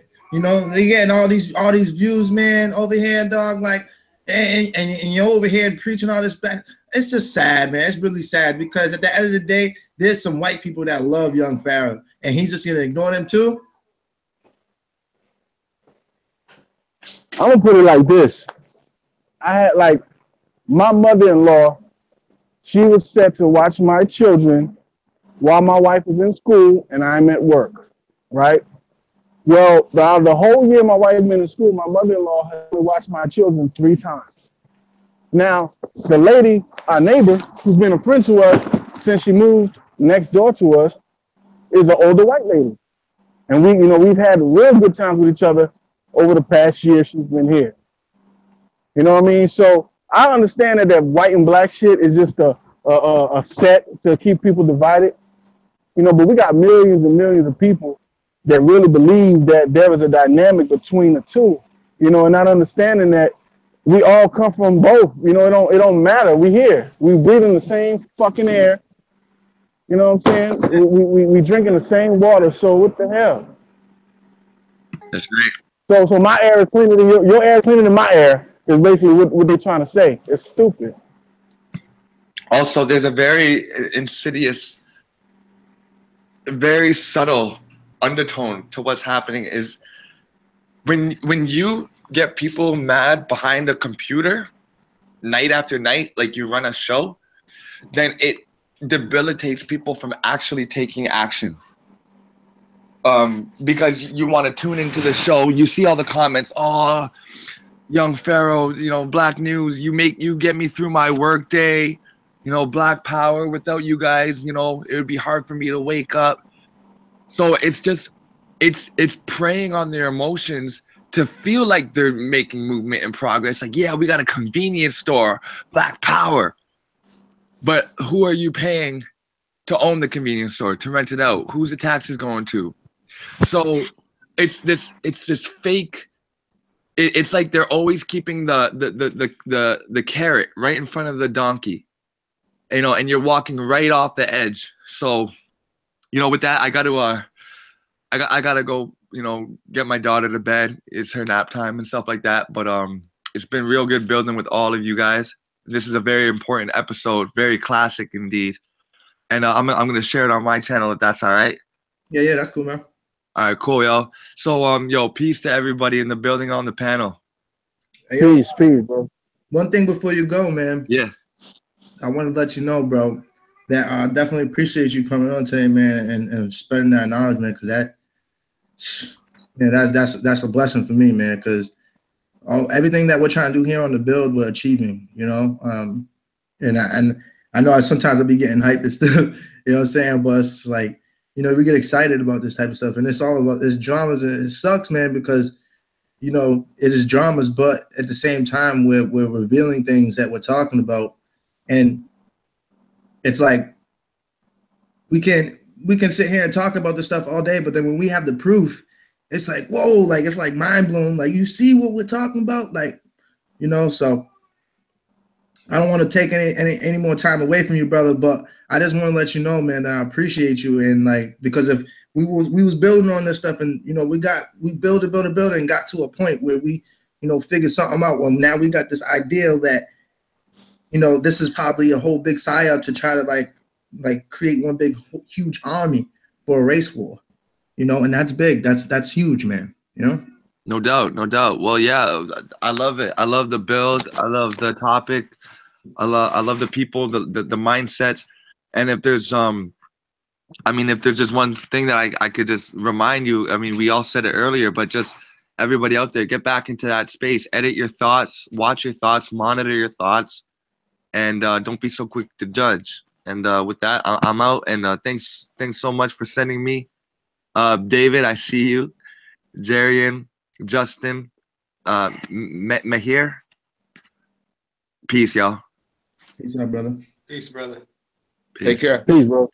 I want to get into the meat and potatoes of the show, man. Got the title is called Flat Earth versus Globe Earth.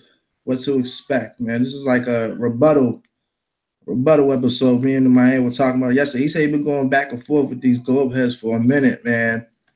And it's just good to keep away from the whole dramas, man. We're gonna talk about if you ever just find yourself into a debate or some type where a globe is like, what to expect from them. What type of answers they're going to be having to your questions, what type of questions they're going to be having for you, how to answer those questions. I just wanted you to touch on that, if you could. Oh, kind of missed that. You know what's interesting? I'm actually in another hangout being harassed by a globe earther. And this is the problem with the rebuttal thing. When a lot of the globe earthers, they will do what is called tu quoque. If you get a source and you copy and paste the information, they're going to say you're a copy paste scholar. If you just read the information, they're going to say you're pseudo. Then when you show them that this is your source of information, they're going to call you a Googleologist. Then when you say you're at California Institution of Technology and you learn things that are lies today. Like when I went to CIT, they mentioned all kind of things, you know, in 4th and 5th and 6th grade. When I was in 4th grade, that was like 92, you know, around that period. And they were still talking about Columbus discovered America. We evolved from the ape primate. Of course, you already know they promoted the globe and they talked about all the great Isaac Newton stuff. And then they showed us the relative theory of relativity, where Einstein came to Pasadena, California. And they show us the actual board, and they show us a picture of where he lived on Green Street in Pasadena. It's like I don't understand when it comes to that. Now, not all globe earthers are like that, but when it comes to the rebuttal, they try and remove any way of you rebuttaling what they say, and which is really a logical fallacy, and it falls under tu quoque, because when you just let them talk, you know, respectively, you will find that they're doing the same thing that they claim that you are doing. They're going to an outside source. They're not using their senses. They're going to go to a website using Google. So it becomes almost petty and frivolous. You know, and I had to mention to the brother in the other hangout that this is frivolous. Right. If I say something, you're just going to counter it. You're gonna, no matter what, you're gonna have a biased preconceived notion. And that's the problem with research. A person that has a biased preconceived notion is not a real researcher. A real researcher is gonna, you know, research all data. Yeah, way out. That's right. Yeah, he's gonna go through the alternative data. Oh no, please go in, David. No, I was about to say, I think most of it is indoctrination. I was just talking to this young man yesterday about Christianity. He didn't want to hear nothing, man. You know, those people, they're indoctrinated, so you're gonna believe they're gonna believe until that dust or air is sprinkled on them. That energy becomes a part of them until that North Pole energy reaches, man, they're not getting this stuff, man. You just gotta talk to the ones that are listening. So they're gonna reach out to you. That's right. That's right. You know, eventually those who follow people like young Pharaoh and follow down those rabbit holes that go in the wrong direction, you know, eventually they will hear what we are saying, and eventually people will, or they'll see it, because it's something's gonna happen.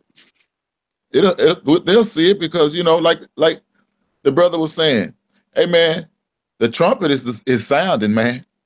So that's right. You can do what you want to do with that information. That's right. That's right. So I think we need to be on some more shit, trying to get in touch with some seed harvest or some shit like that. Because if it's gonna be hard times, that's what we need to be doing.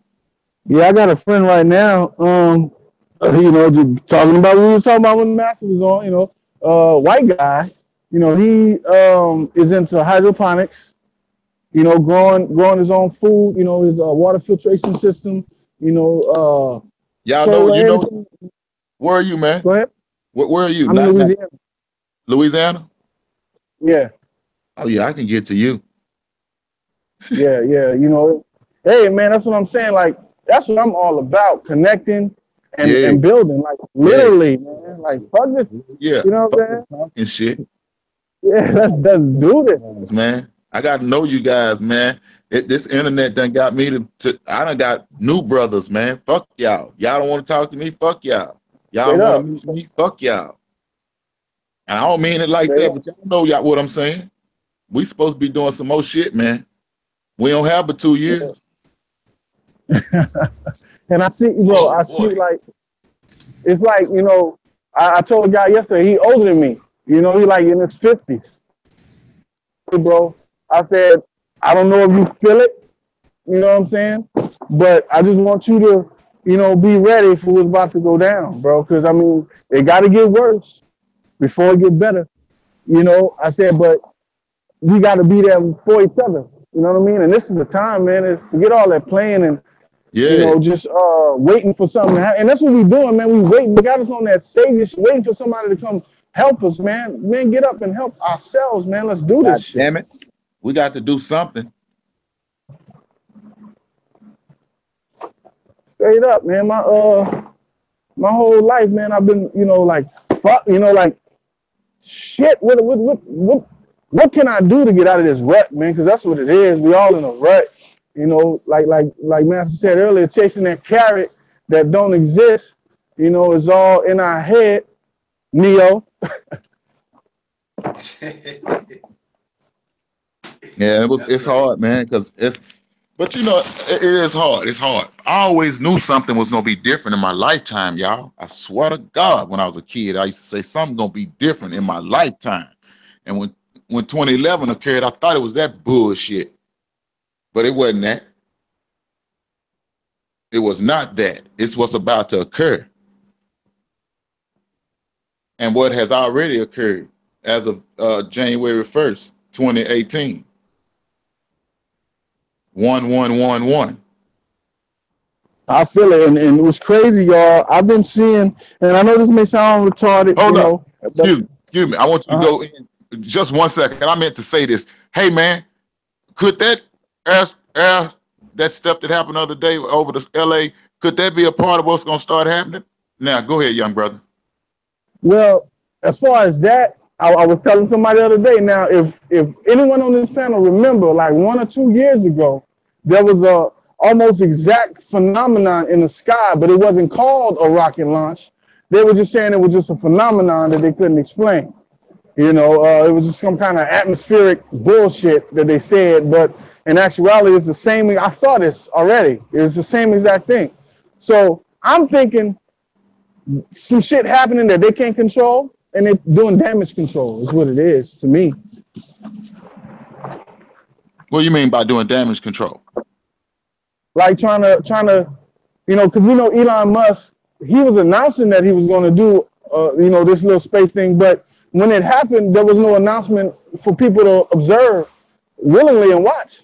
So I think this shit didn't have nothing to do with SpaceX. I think they used SpaceX as a deterrent to keep you from asking real questions, you know, and believing that, you know, Elon Musk just went ahead with the plans without telling nobody. That's what I see.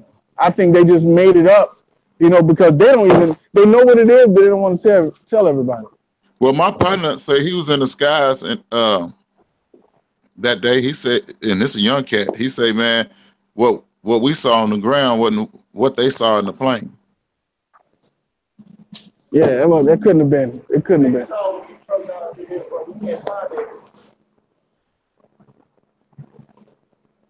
1 second, yo. I'm sorry. Okay. Now, Maya, I got a question for you, bro. Yeah. What's up, brother? It's about the factory boat. Oh yes. Now, what's one way? I know that people say like, okay, one way to decalcify your pineal gland is to drink distilled water, use toothpaste without fluoride. Is there anything that we have to do to keep the factory globe like pure, or is it the same? Was it the same as the third eye, pineal gland? It's pretty much the same, but here's the thing. Like Muslims, before they do salat, they perform what's called abdest.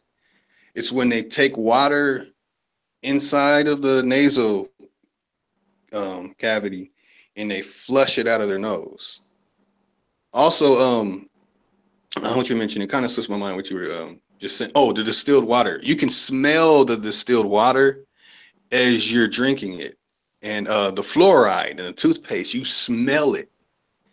You know, you can actually smell the chemical in the toothpaste as you're brushing your teeth. Like if you put it too close to your nose and take a deep inhale, you might get a little singe feeling in your olfactory bulb. Mm-hmm. But with the third eye, let me make sure I stay on subject. I'm a little excited. Okay. A way to like cleanse and really use your olfactory bulb is something that I came across myself, and it's flexing. It's almost like holding your breath with your nasal cavity. When you some people hold their breath, they'll pull air into their mouth like, but if you take it through your nose and stop, you will literally feel your olfactory bulb. And this is an experiment everybody can do, you know, by you say hold your breath? Yeah, well, you inhale through your nose and then hold your breath. Hold your breath is a kind of a misnomer. You can't hold your breath. It's like a cool feeling that you get whenever you do it. Yeah, you'll get a sensation. You'll feel like you do it enough to get dizzy. You do. That's right. That's right. You get dizzy and want to go into a transit state.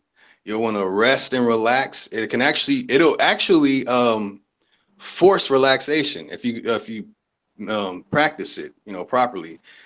It's also I do that before I go to sleep. I do that before I go to sleep, and I didn't even know that's what that was doing. I was just doing it because you just try to catch try to count your breath and just try to slow your breathing. I just got conscious of this a couple weeks or months ago when they was talking about your breathing, slowing your breathing down. That's right. I just tried hey, we've been doing it this whole time, but we haven't really. Well, I myself, I didn't know what I was doing until I met my co-host, and he started telling me about breathing chants, the fire chant, the cooling chant, and all these different things in the meditations. And I started, realizing like, okay, let me see what's really going on with my physical body. Let me look at what the biologists say about this, and those that are into studying in the anatomy, and let me see what the animists say and what the shamans say and what everybody says, collecting the alternative data and the the indoctrinated data, and see what's really going on by my own sensory, and this is something you would really, okay, I'll use these terminologies. Carlos Castaneda talked about the luminous cocoon, that once you're into this meditative state and second attention, and doing these practices and these things, that you're going to really, really feel a calming, like you said, you feel a cool feeling. But if you keep on doing it, if you do it in short intervals, like, I'm trying to get close to the microphone as possible so you can hear it. When you consistently sniff like that, eventually you're going to get to the point where your lung fills up and you're going to feel stuck. When you hold it, you can almost induce not so far as passing out, but if you do it too much, if you overdo it, you can pass out. But you're going to feel that. You're going to feel your olfactory bulb, and then you're going to feel your lungs. If you have been smoking a majority of your life, you're going to find what parts of your lung is affected. You're going to feel it. Trust me, I feel it right now. It's at the very top. That's right. It starts there, and these are key things, man, especially in meditation. When I practice Buddhism, they never told me these things. They never told me these things. When you breathe out, like you sitting here teaching right now, and everybody's listening, when you breathe out, you're probably not, well, I'm talking about the guys on the panel, you're probably not even breathing it like you normally would breathe. You think you normally would breathe. You probably slowed your breathing down just because you're listening. And I noticed that when you do that, when you go into like your air coming out of your nose, when it gets all the way out of your nose, you could actually it's almost like you subconsciously not even holding your breath, but you're not trying to. It's not like you're trying to hold your breath. And then you'll do that for, man, I promise you'll do it for like 15, 20 seconds, and you can breathe, and you won't even think about it. Hey, it's not like you're gasping for air or anything. Right. Now in Australia, they play that instrument where they just keep on going. They're just in consistently filling the olfactory bulb. I forgot the name. It's a Jijeru or Jijeru Saab. I can't even say it right now. There's an instrument they play, and it makes the sound wow, wow, wow, wow in Australia. And if you watch it, you'll be like, wait a minute. I've watched people play the trumpet and stuff, and you see how they fill the face up with air. They're not doing that when they're playing that instrument. They're letting air come in and having air come out consistently. They're consistently doing it. I'm telling you, if you watch a video of it, you'll be like, whoa, man, when do they take a break? And when they're finished, you'll be like, man, I would pass out doing that. Because you're consistently doing it. I played the trumpet in 5th grade, and having to have that air in and blow. While I'm blowing, like I know like when I'm some of my music that I write, I have a lot of run-on sentences, and sometimes unaware of it or unconsciously, I can go into that run-on, and breathe at the same time while I'm, saying certain words. And so I understand what you're saying. It can happen. You just got to know how to do it on your own. That's right. You have to, when you do your bar count, I'm telling you, you have to have that in order, that breathing, it almost comes natural, doesn't it? Especially, and you know what's very interesting about this? When you write a verse that you really like, oh man, it's called taking your breaths while you're rapping. You can say so much before you have to take a breath because the syllables are taking away, you know, Yeah, it just like falls each right into each syllable. other like a puzzle. Yeah. That's exactly. I used to do music too. That's how I know. When you said that, I was like, oh man, that's perfect. Exactly. Singers. Took singing in 8th grade.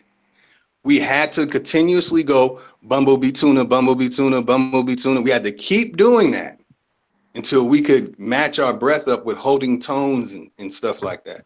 Yeah, we had lips, teeth, tip of the tongue when I was in choir. Oh man, with choir, you have to hold that note. You have people that sing from the gut. So they have to pull air in, and then they sing from the gut. It's like what's it So the called? diaphragm. There you go. Damn, boy. Yeah, you sing from your That's why I diaphragm and like bellow being that on here shit out. with. That's right. Yeah, that's right. You know, you're gonna start singing, and you're releasing the breath. Another one, when you blow your breath on your hand, if you just go, it's hot. But if you blow, it's cold, but it's still the same heat. They say our mouth is 98 degrees, but it's consistently at a 98 degrees. You go to 104 degrees, you can get brain damage at 107 degrees. When you're at that 98 degrees, the fire chant, the fire breathing, at 98 degrees, that's right up here with the olfactory bulb. So when you do the cooling, like was mentioned earlier, by inhaling, and you feel somewhat of the cool and blow out, you brought in cool air and blew out hot air. And a lot of these things, if you look into the way weather works, you'll figure out that it's almost the same way: hot pressure and low pressure. Some of that information about that needs to be updated. But from that hot air and that cold air, just running into each other, it causes something. Our brain, it's going through these same things, just on a much smaller scale.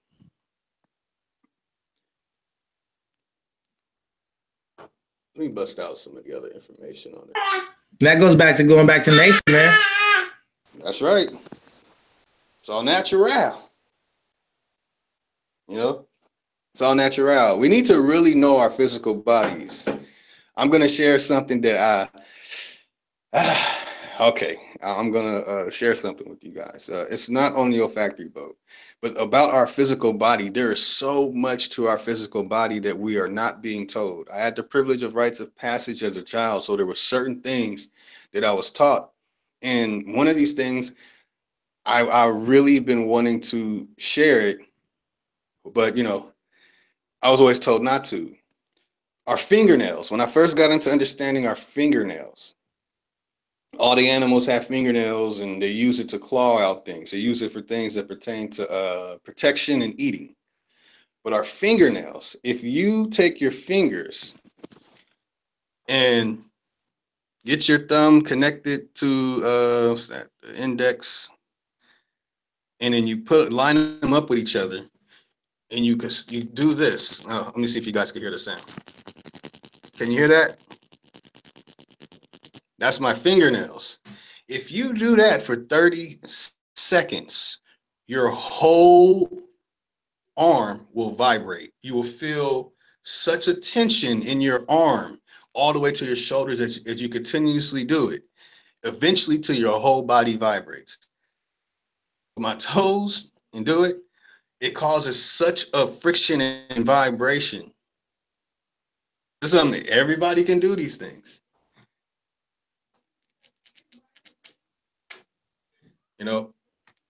Kind of like it makes my fingers a little numb at the moment, but you'll feel a vibration, and generating static electricity.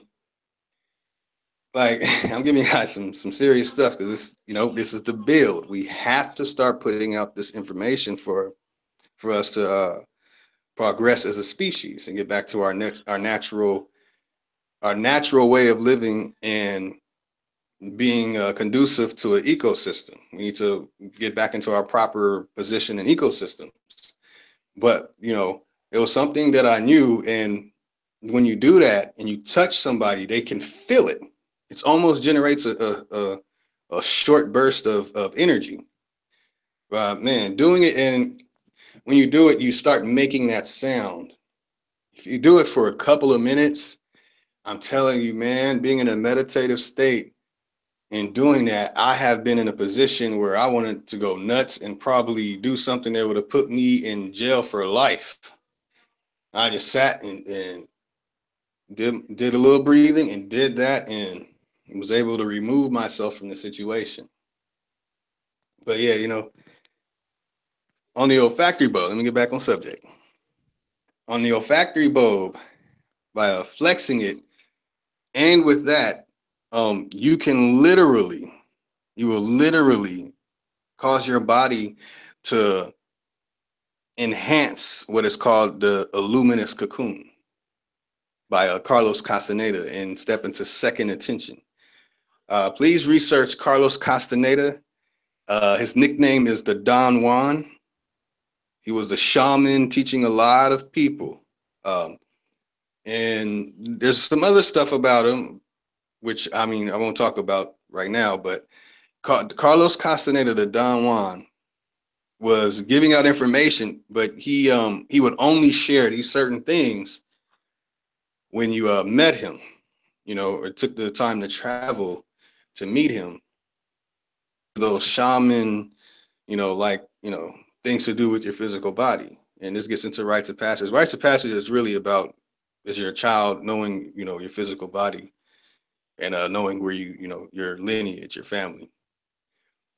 But Carlos Castaneda is the reason why a lot of people take ayahuasca. When you read his stuff, he's talking about that you can induce the feeling of what ayahuasca does just with your brain. And so, you know, I'm happy to share that these are techniques to doing this, to enhancing the third eye, causing your pituitary gland to produce all of what they call melatonin, not the melanin stuff, but the melatonin in your sleep. So when you go to sleep, as David was saying, he does that before he goes to sleep. That's him charging up. You know, you take that, that's another one. When you take that deep inhale and you sigh, you know, you do the whole, what is it, sigh of relief, there's another word for it. It slips my mind at the moment. But when you, that feeling, that feeling, you feel a sensation that comes through your whole body. And you have these natural reactions, the natural reactions of something tasting good. You go, all these different things. And that takes the olfactory bulb, and what I was saying, to the whole vibrative state, to chanting. When you see something that amazes you, you go, like, ooh, you start making those certain sounds. And then we have Om, which, you know, most are familiar with. But most are not familiar with That's when you're activating your nasal cavity. When you're doing chants and you're using just your nasal cavity, such as a lot of tonal languages do. You know, and you have a lot of the what are they called? Valley girls, the uptight girl, where they like Becky and they all talk from the nasal. Like, I know it's an arrogant thing they do, but what they're not telling you is secretly they were taught that this thing, that the way they're talking, is actually helping their olfactory bulb. It's annoying, trust me. I can't stand it. The whole Valley Girl talk thing, and you know, the whole nasal talking, singing from your nasal only, the upper chambers of your brain or your skull. Yeah, I just want to share that. I don't want to carry on and go too far. So you going in, bro? You know, so the olfactory bulb is a key importance to our sensory. when you get sick, right, you have an infection in the mucous membrane, and you'll have a runny nose. That's your olfactory bulb pushing all the bad stuff out. When you sneeze, right, you can sneeze through your mouth, but what happens when you close your mouth and sneeze through your nose? You're gonna blow all that stuff out. When you blow your nose, you feel a type of friction in your olfactory bulb. You're literally gonna feel that sting feeling. You know, if you sneeze like 3 or 4 times, your throat, you're gonna feel something in the thymus gland become irritated in your olfactory bulb. And this goes into another thing, tapping your where the thymus gland is, and there's other organs right there. It also calms you. When you see the baboon beating on their chest, people thinking like, oh man, he's about to attack me. No, that's a calming effect that they do. You know, it's actually calming them. When you see a baboon and they don't do that, run. You know, because at least if they're doing that, they're taking time to acknowledge what they're looking at, rather it's a threat to their family or something. So they're doing that to calm themselves, and that reaction in calming themselves is also giving you the feeling of fear. You're hearing this grunt, this loud sound, and this beating on the chest. Just wanted to share that example with with the animals. We have this same thing, but it's in our upper plate, right below the throat. You know, right there, tapping it a good 25 to 50 times. You can cause calmness. If you feel like throwing up, it also causes what you were going to throw up to go back down into your stomach, and it can force you to have a bowel movement. I've actually done this with people who were going to throw up from drinking, and they didn't want to throw up anymore. So I taught them, like, keep tapping this. When you're tapping it right is when you start going to hold on. When you feel that the stop and continuously going. Can you show, hey bro, can you turn your camera on and show us? Because I can't. I can't. All right. Perfect. Let me make sure. Get on my camera. Perfect. It's right here. Hold on. It's right there. Slightly tapping it, and eventually you'll feel certain parts of the brain, starting to release mucus. And a lot of these things are natural ways to release mucus that's inside of the head, and reducing when you have a cold or a flu. Hopefully you never get the flu. Hold on, man. My hair looking wild. When you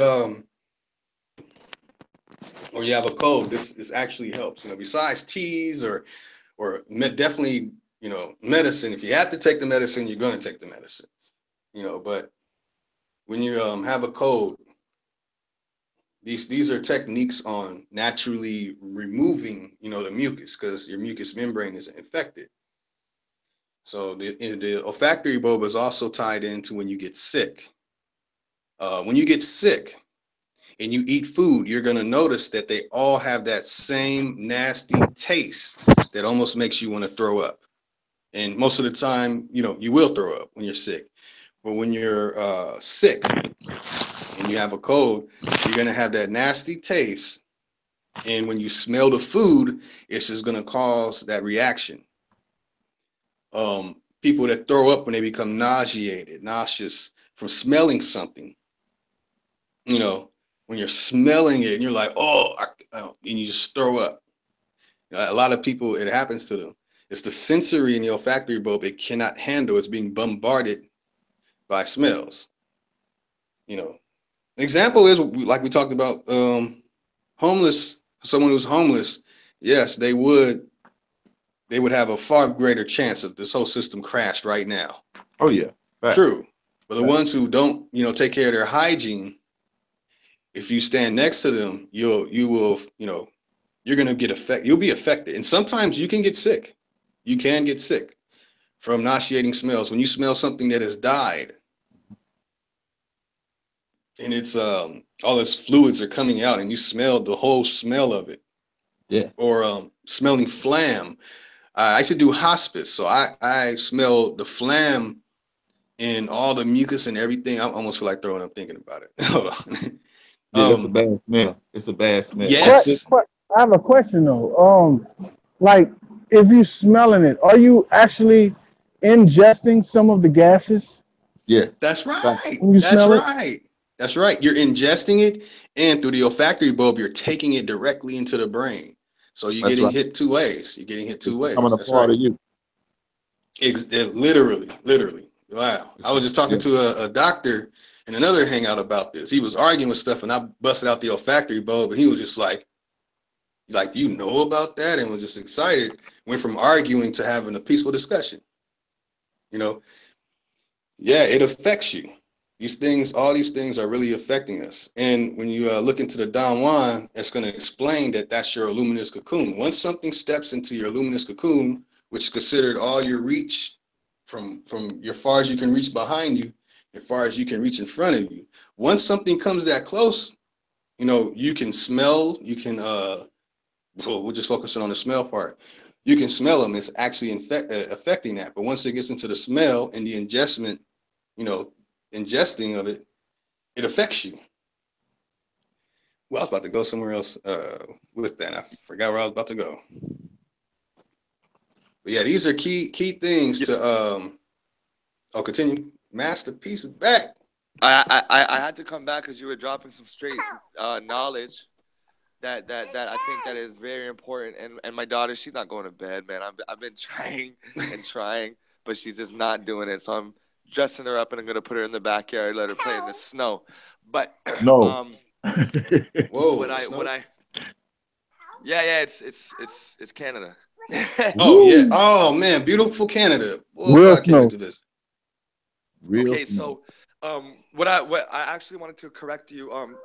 Carlos Castaneda was the journalist who researched Don Juan. He actually met Don Juan on by fluke. He was doing a paper for college, and then that whole book series, which was based off of his diaries, led him on a completely different path than he intended to take. And I highly, highly, highly recommend everybody out there reads Carlos Castaneda's books about Don Juan, and there's other people in there as well, Don Gennaro and other people like that. Oh, you're right.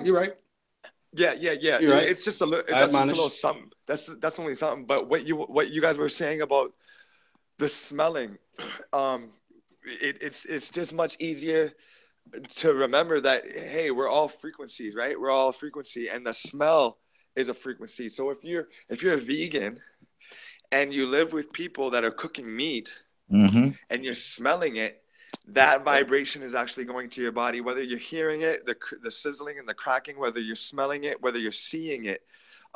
It's like when people clear out their ears with those ear candlings, you're not supposed to open that up and see it, because it just goes right back into your body again through the visual cortexes. So we must stay away. And like the brother was saying, Mihir, right? Is that how you pronounce it? Mihir? Oh, Mejide. Okay. Mejide, it was like he was saying, when we go into old folks' homes, or when we go into hospitals and we smell that sickness, that becomes us.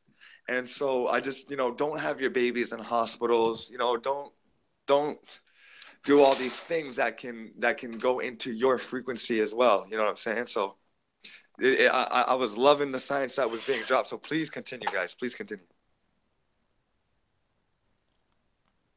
Yeah, that smell is unbearable. That's why we have masks, because we had to cover up the smell. But yes, please get into the Don Juan. Yeah, thank you for the correction. I make mistakes about that often. Often. Sometimes I call him Carlos Castaneda by accident. Yeah, he's amazing. I mean, he was just as everybody will know once they find out. He was just he was even more locked up than we are, in terms of his perception and the questions that he would ask. I'm sitting back reading these books and I'm like, come on, Carlos, like why are you gonna ask a question like that? Like Don Juan said, you turn into a bird. You turn into a bird. Like, you know what I mean? Like, don't get out of your kind of like your brainwashing, like simpletonism, and expand your consciousness. I think that's what's so beautiful is that when people read it in today's day and age, they'll be like, damn, Carlos, like, with it, bro. Like, this is a once in a lifetime opportunity. Like, smarten up. But everything that he went through was to break everybody else, because after those books came out, actually the Yaquis were pretty angered at that book, because they said that it gave them a viewpoint on the Yaqui natives that wasn't necessarily true. But I don't mind what everybody else has to say. Once you read that book, and you read the viewpoints of Don Juan, I'm telling you, your mind, your heart, and your soul are just gonna fly right open, just knowing the possibilities. Because not only is these award-winning books, but this is also in history as the most accurate, most detailed description of a shamanic teachings that's ever been recorded. So that's right. We're very lucky to have those books, and please, guys, get them off of Amazon. They're very, very cheap. I got the whole collection, A Separate Reality, Journey to Ixtlan. Oh, you got it. I got it all. Okay, so you know what I'm talking about. Yeah, and for all those that don't got the time to read or the money to buy it, most of these books are on audiobook file now, so you don't have to, you know, and a lot of the readers will actually, I'm just going to share my screen so you guys can see the books. A lot of the readers will actually change up their voices, get into the characters, and just make you feel like, you know, you're right there. So, I mean, here's one, Active Side of Infinity. Mm-hmm. I mean, just look at these titles. The Active Side of Infinity, The Fire from Within, The Art of Dreaming, A Separate Reality, Journey to Ixtlan. So, man, I love these books, y'all. Man, I got to get that book. Ooh, man, I love it, man. Man. There's some chapters in there that are breathtakingly profound. Oh, man. Yes. Yeah, Don Juan was the man. Don Juan was the man. He was. It makes, when I read the books, it makes me wish I was there, you know, that I knew him, that I could experience that, because I would have taken it in. I wouldn't have complained if Don Juan told me to find a magical spot on the ground. I would have been out there for a week if I had to be, you know what I mean? So it's a blessing. That's right. That's right. That's right. Yeah, his the Illuminous cocoon that the Don Juan broke down. Ooh-wee. Ooh-wee. It's very, very important. The second intention. The intent. Yeah. Yes. You know what I like about those books is that he comes from, I feel like it's almost like the whole globe head flat earth debate, because, you know, we'll talk about things that, you know, are speculation, and they are quite, but then you'll have like a quote unquote realist, which I don't really give a lot of credit to, because a realist just means that they're just taking what they can see, hear, smell, and taste, which is what's been given to us, and sticking by that. But to bring it full circle, Carlos Castaneda will say things like, well, the wind is just different air pressures and hot wind moving up and cold air taking its place. But then Carlos will say, is that all you think it is? Like, that's kind of sad that's all that you think the wind is, because I listen out for the wind, and the wind tells me my place of power. It tells me where to go. It gives me omen. So I just like knowing that there are sorcerers, is what he calls themselves, out there that are able to live in such a separated reality and to see behind the veil so clearly and yet have no understanding of quote unquote first world sciences. You know what I'm saying? Oh man, that's right. That's that alternative information. That's right. It's deeply needed. Like we really need to study these teachings.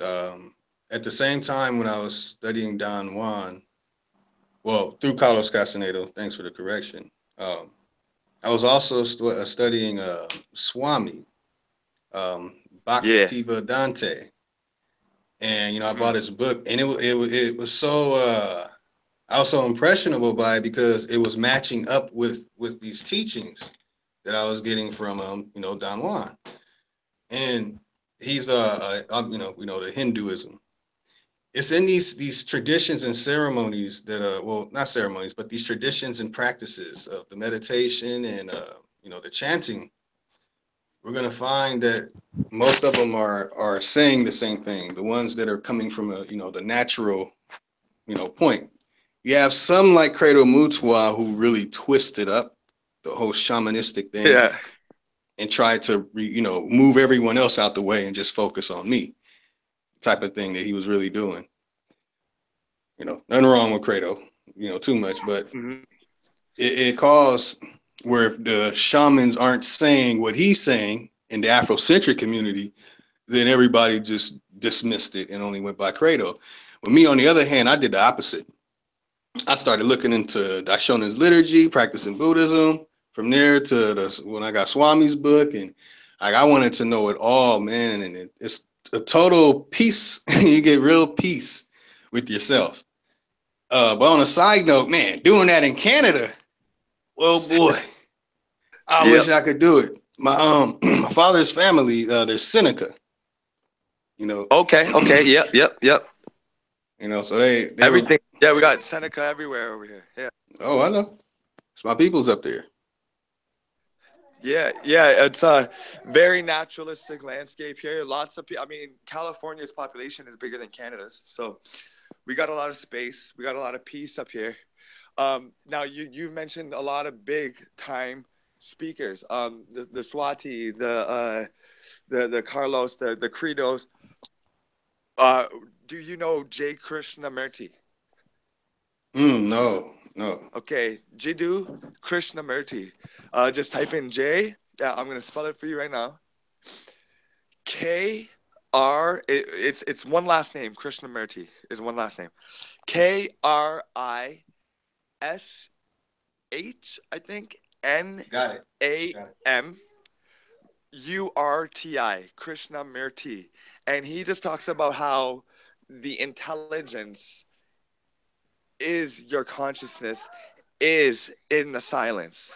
That you must go within to the silence to answer any of life's problems, and the people that he builds with. I mean, we'll think that our builds are deep. The people that he builds with, they ask such subtle questions that you're like, damn, that was a deep question, and then the way that he'll answer it is so profound that you wouldn't be able to predict that it was going to go there, and so. I highly recommend that. He's right up there with everybody else. Yeah, in fact, that is Dr. Valentine, Dr. Phil Valentine. That is his favorite teacher, and he's actually gone and sat at his feet and learned from Krishnamurti a lot of his material. And when I took his class, he let me know about Krishnamurti, but I had already known about him. But to know that a teacher that I was following was followed by one of my other teachers, it humbled me a lot, and it let me know that I was on a good path. So that's another gem for everybody out there, and it's free because we don't charge people for information over here. That's right. Man, yeah, I'm checking it out right now. I'm checking it out right now. Where? Oh, Krishnamurti. Yeah. Is there a video? Yeah, there's mad videos. He's got a big book. It's just a collection of interviews, but most of those interviews can be seen online, and a lot of them are series like what is death, what is sadness, what is love, what is, and god damn, it just is so deep, and it just, you can just, if you smoke weed, you can just build up and just listen and lay back and just let your mind be expanded. If you don't, hey, even better. You know, the marijuana is just a catalyst to get us to where we can naturally go, just like any other outside substance. It's a sign of completion. I have a question on that too, as far as It's a sign marijuana. of completion. Five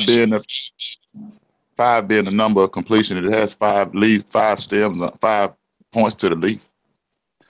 Well, okay, I can see, that's deep. I can see that, but I mean, after growing many marijuana plants, you'll notice that there's different leaves for different stages. Like 5 is one, but then you can get to the 7 and the 9, but you can also get to the 3, and the 3 is usually very cushy, very sticky, icky bud when it's got the 3 fingers. But they're all sacred numbers: the 3, the 5, the 7. But I believe that somebody said that they had a question about the marijuana. Yeah, I did. Whenever I was doing a lot of involuntary astral traveling, I was not inhaling, and whenever I started smoking again, all of it slowed down, and then after a while it just stopped, or it'll happen every once in a while as far as, being in that dark space. Like I don't remember like I would if I wasn't on it at all. Do you know what that's due to? You mean like a hazed out feeling, like like an unrecollection feeling? Yeah, exactly. Well, a lot of people say that the first thing that happens when they stop smoking weed is they start dreaming again. Now, I always believe that you do dream, but whether you remember or not is a different story. And we all know that marijuana plays with your short-term memory. And so, yeah, if marijuana is something that you find that you can't start your day without it, you can't go to bed without it, then or you can't get into that meditative state without it, then you should probably ease up off of it a bit. I would say maybe take like a month break, that 28 to 30 day clear out, breathe deep, cough even when you don't need to cough, because when you can cough, like if you and I just sit here and we breathe in what we're doing is we're squeezing the toxins out of our lungs. So if you say you quit smoking for like say a month, every day for that month you should wake up and give yourself a nice coughing, and before you go to bed, do a nice coughing again to get the toxins out of you. When you sleep, your body's clearing toxins. When you go to bed, your body has accumulated toxins. So provoke yourself to cough, and also, yeah, try to stop the weed just for a little bit, not only to feel what it can do, but also to know that you have that control. And also it saves money, you know what I mean? So, I mean, while it's a sacred thing, you can get to whatever that state is easier and more holistic if you don't smoke it. As you were saying, sometimes it's hazy, you don't remember, it's not as clear. That will go away once you stop smoking. I can guarantee that. Oh yeah, that's what I realized. Like, whenever I don't, and go for a while, because it's not a habit, because, everybody loves the feeling, but when I do have my meditative states, I can meditate. It's just that whenever I'm dreaming, for the last few months, I don't remember a lot of them, or I can't participate. I had one that I was lucid in last week. Last one I remember, but other than that, it just don't happen as much as it used to. So I will take a break. Yeah, man, no doubt. Yeah, just because you can. I mean, it'll always be there when you want to go back. As soon as you go back, you just call it Reggie from the block, and then boom, you got it in your hands again. It's nothing to be missed or to be feared that you have to go without. And in fact, people are afraid of letting go of the weed even for a week or a month, then that's an even bigger sign that you gotta try getting off of it for just a minute and reset yourself and say, hey, I remember when I was 6 years old, and I would wake up. I would wake up day in and day out and not smoke and not even think about it. And so, try to get back into that child state of yours. I try to do that a lot. I try to remember when I was a child and the things that I wanted as a child, or imagined. So that's a tip. Word. That's what's up. As far as like marijuana is concerned, I got a couple questions. When let's talk about like the history, like when it was made illegal, why it was made illegal, and the effects that it had on the community as far as like coming together and making it so that this divide and conquer aspect just wasn't working, and how the elite made it illegal in order to prolong the discord between human nature and nature itself. The marijuana, you can't patent a plant, and so until they are able to find a way to do that, like they are now, they're patenting their own strains and whatever. They couldn't make any money off of it, and of course it was a peaceful thing. There's if you go to the Far East, they smoke opiates. They smoke opium from poppies. It's not refined and it's not like heroin or anything like that. They just crumble it up and smoke it. I would say the same thing that we would about weed. It's not addictive. They do it just to mellow out and relax. So there's a bunch of different substances. Even catnip can do that for you, or even lavender. I don't know if any of you guys buy lavender buds and mix that with your weed, but I do, because all right, there you go, brother. The lavender is very healing. It has a lot of the oils have a lot of potency to cleanse away caked on matter. Wait. Hold on, bro. This is something that is very new to me, and I'm very intrigued now. You got me over here. Where do I get lavender buds? Like, where do I go to local plants? Like, can you explain to the people how they can go and get lavender? Because like, that sounds really cool. I want to try that. Okay. Well, with you can go to like a Whole Foods type of store, or like a store like that has loose leaf teas. It's usually sold under like a loose leaf tea section, and buy your chamomile and your catnips and your oregano and like your black walnut powder, stuff like that for like holistic reasons. You'll also find lavender or rose hips, and I'm just searching through my cupboards right now. But so once you get a hold on some lavender, there's some teas that are made for like a liver cleanse or like kidney cleanse, and you'll find little lavender buds in there. You don't want to add too much lavender because it completely takes over the taste, and it's not that pleasant if you're not used to it. But you can also do this with sage as well. Sage is very cleansing, as all you guys know. And mixing them with your buds, and it adds a different type of spirituality to it. It also adds a cleansing property to it, and it makes it taste nice. So if you buy some stuff that's bunk and you don't like the taste of it, well, you can spice it up with a little bit of lavender. You can put some cinnamon in there. You can find smokable nutmeg. What's that? Nutmeg. Nutmeg. Yeah, nutmeg. Be careful with how much you use of that. That's definitely potent. And get your vibe on, because yeah, y'all boys been getting high. Y'all didn't know it. Mama was making them cakes with that nutmeg. Yeah, that's right, man. You could get very high off nutmeg. You can kill a man with nutmeg if you give him the right dosage. Yeah. But also, before that happens, it has a lot of good effects. Like if you hold the nut in your mouth, it opens up your airways, and you can run a lot longer, for a lot further. A lot of Kenyans. Whoa. I'm reading this article right now. It says there were congressional hearings regarding marijuana laws in 1930s, with some lawmakers looking to control Mexican immigration deceitfully by false claiming that marijuana would cause men of color to be violent against white women.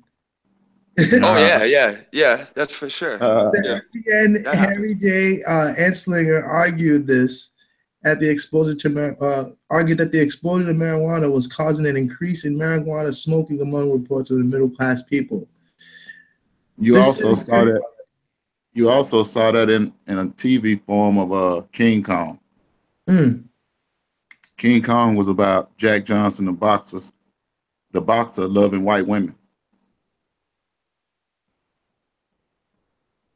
Now, what do you mean? Like, was they depicting King Kong as the box? What do you mean? Johnson. Jack Johnson. So that was like allegory kind of type of deal. Right. He was like Jack Johnson. King Kong was Jack Johnson. The white women is who he loved. Right. What gorilla don't love white women. Right. Oh yeah, exactly. So that was just like they was just playing on your conscience. Okay. Right. And where was he? Where was King Kong? In the middle of New York, right? Yeah. Ain't no bananas, ain't no trees. That's why they had LeBron James pose with the white woman on the side and the basketball like King Kong. Remember when he posed with that white girl and made that face, and she was standing there all normal. That's what that was about. Yeah, and see at the bottom of all that is, in order to keep the races separated. I mean, that's why they do that shit. Right, exactly. Like a lot of the times people in the conscious community will say, oh man, like, it's racism. Like they don't want the black man to come up and we can't love the white woman. It's not about that. It's about they can't let different races, quote unquote perceived races, they can't let us mingle and fall in love. We can't all be a brown nation on this earth, because then there's nothing intrinsic to fight over. When you're in the South, you realize that. How do you realize that? If what they said was true about, we stayed on the plantation, right? After so many years, your kids gonna play with their kids. That shit is gonna wash out already automatically. Right, because it's not natural from the very beginning. And anytime you put the situation, anytime you put people in a situation where they're to hate each other, only that's going to end up happening, they're going to end up loving each other. They're going to be in a situation where they finally got to survive together. Because the truth always stands. Right, like people like Master Peace and myself, who are mulatto, we feel things just as real as indigenous, Africans feel things, or what I'm saying. Like we are half and half of of two different walks of life, and no one can tell us that we don't feel the same things everybody else does. You know what I'm saying? Mm-hmm. They can't tell me that, and they can't tell me that my spiritual being isn't as powerful as yours because you got melanin. Let me tell you something about melanin. They say it's creates everything, right? It's the mother of the creation. Like you need melanin in order to be creative. Now they say that's the reason why black people are the best at everything, because they got melanin. My grandmother used to sing like Frank Sinatra songs all the time, right? I have 9 siblings, right? I'm one of 9. I got 2 daughters. I got 6 nieces. Okay. Each and every one of them very talented. All of my family, all my brothers and sisters, very talented. All my cousins from my grandmother are all and her kids, my grandmother's kids, grandkids are all talented also. So all of this came from her. I'm talking about over 30 people with talent, musical talent. I can go and show you their everything right now. Show you their SoundClouds, their music, everything. All the proof is right there, and then all my family. So when you talk about melanin and creativity, why was it that all of our creativity was able to be surfaced? We was able to surface that creativity through our biological bodies from her blood, from her DNA, not my grandfather's. You know what I'm saying? Like, I'm pretty sure that there were people back in there singing, you know what I'm saying? Like, you know, singing songs on the plantations and stuff. Because my grandfather comes from Mobile, Alabama, Deer Park, Alabama. You know, so how we got 80 acres of land that was called Carter Land, Deer Park, Alabama, man. And how he got that was from being his forefathers was slaves. So that's how they got the land, you know. And the whole point that I'm trying to make is that, like, he moved up to the north, right? Met my grandmother, had babies and everything, you know, and just lived a whole nother complete life. Now, that was at a time where racism at it was most high, and he was already at a point where, you know, he had already grown up, seen what racism was. I'm pretty sure my grandfather sees some horrible stuff when it comes to racism because he was born in the South. So for him to grow up and then marry my grandmother and then give birth to me, and then here I am today speaking on this type of shit, that's some incredible special stuff, man. Like, you got to really think about it, because, like, I shouldn't be here talking about this today, because back then the black man was never to go. He had to move away. He left 80 acres of land. He left a farm. He left mad land, all types of shit, mad assets, just to go be with my grandmother, and lived up in Boston. And that's why I'm in Massachusetts today. Now, that's powerful. That's love. There's nothing to do with, you know, what they're talking about today in the fucking conscious community. You know what I'm saying? All that shit is bullshit, man. And that's why it pisses me off. Like, it's why I know it's why it makes you mad too, Masterpiece. Because, like, how can we experience these things? Like, being human, you know, having all these stories, these love stories for the black man loving a white woman, giving birth to us, you know, all the creativity spewing through her DNA and onto us, you know, being super creative. Like, and then you have these stories of people, there's people like us everywhere. So it's just hurts. It hurts, right? Doesn't it hurt? Doesn't it hurt when you hear people talk about, because, you know what, it's like they're talking about you, bro. Like, you're part of them. We're all that's right. You know, my lineage. And you know, I always try not to take it personal, because I know that my situation is minuscule compared to the whole world. You know, I can say, well, you know, look at my situation and relate it.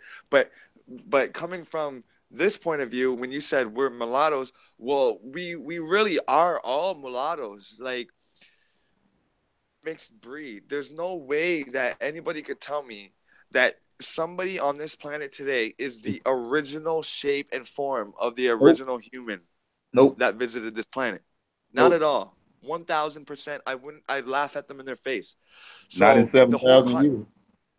You know what I'm saying?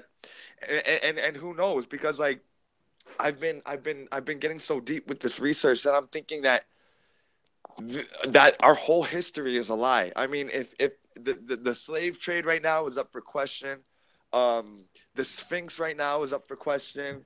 There's so many things right now that are being questioned, and it's like we will never get to the bottom of it by looking at the sources that they've given us. So when someone says that, yo, I'm a purebred, I just let them know that they really don't know anything, and they've never really felt anything. Coming from a family that is so diverse, I mean, I got Scottish in my family.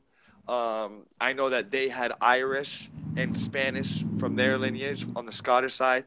And then I know that my dad's Jamaican, but my grandma doesn't know who her mom was and where she came from. So right there, it's like, boom, everything is up for grabs. She could be African, she could be native to the Jamaicas or world. Because we know that there was, or at least what history tells us, is that a Scottish princess went in, or an Egyptian princess went into Scotland and started settling down and you know, putting up rules that she got over from Kemet over in Scotland. So, I mean, hence you have the bagpipes and the kilts, which were Egyptian. So it hurts on a level where it's like, I'm not scornful about it. I let these brothers talk the way they want to talk. It's all good. But the fact that they can look so blindly to one race when I come from that race and that have taken me in and loved me like their own, you know what I'm saying? It's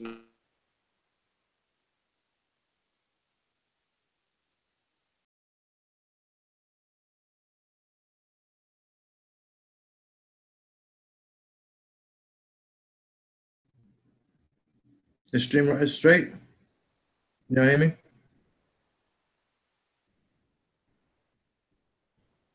I don't know what happened. In my ear.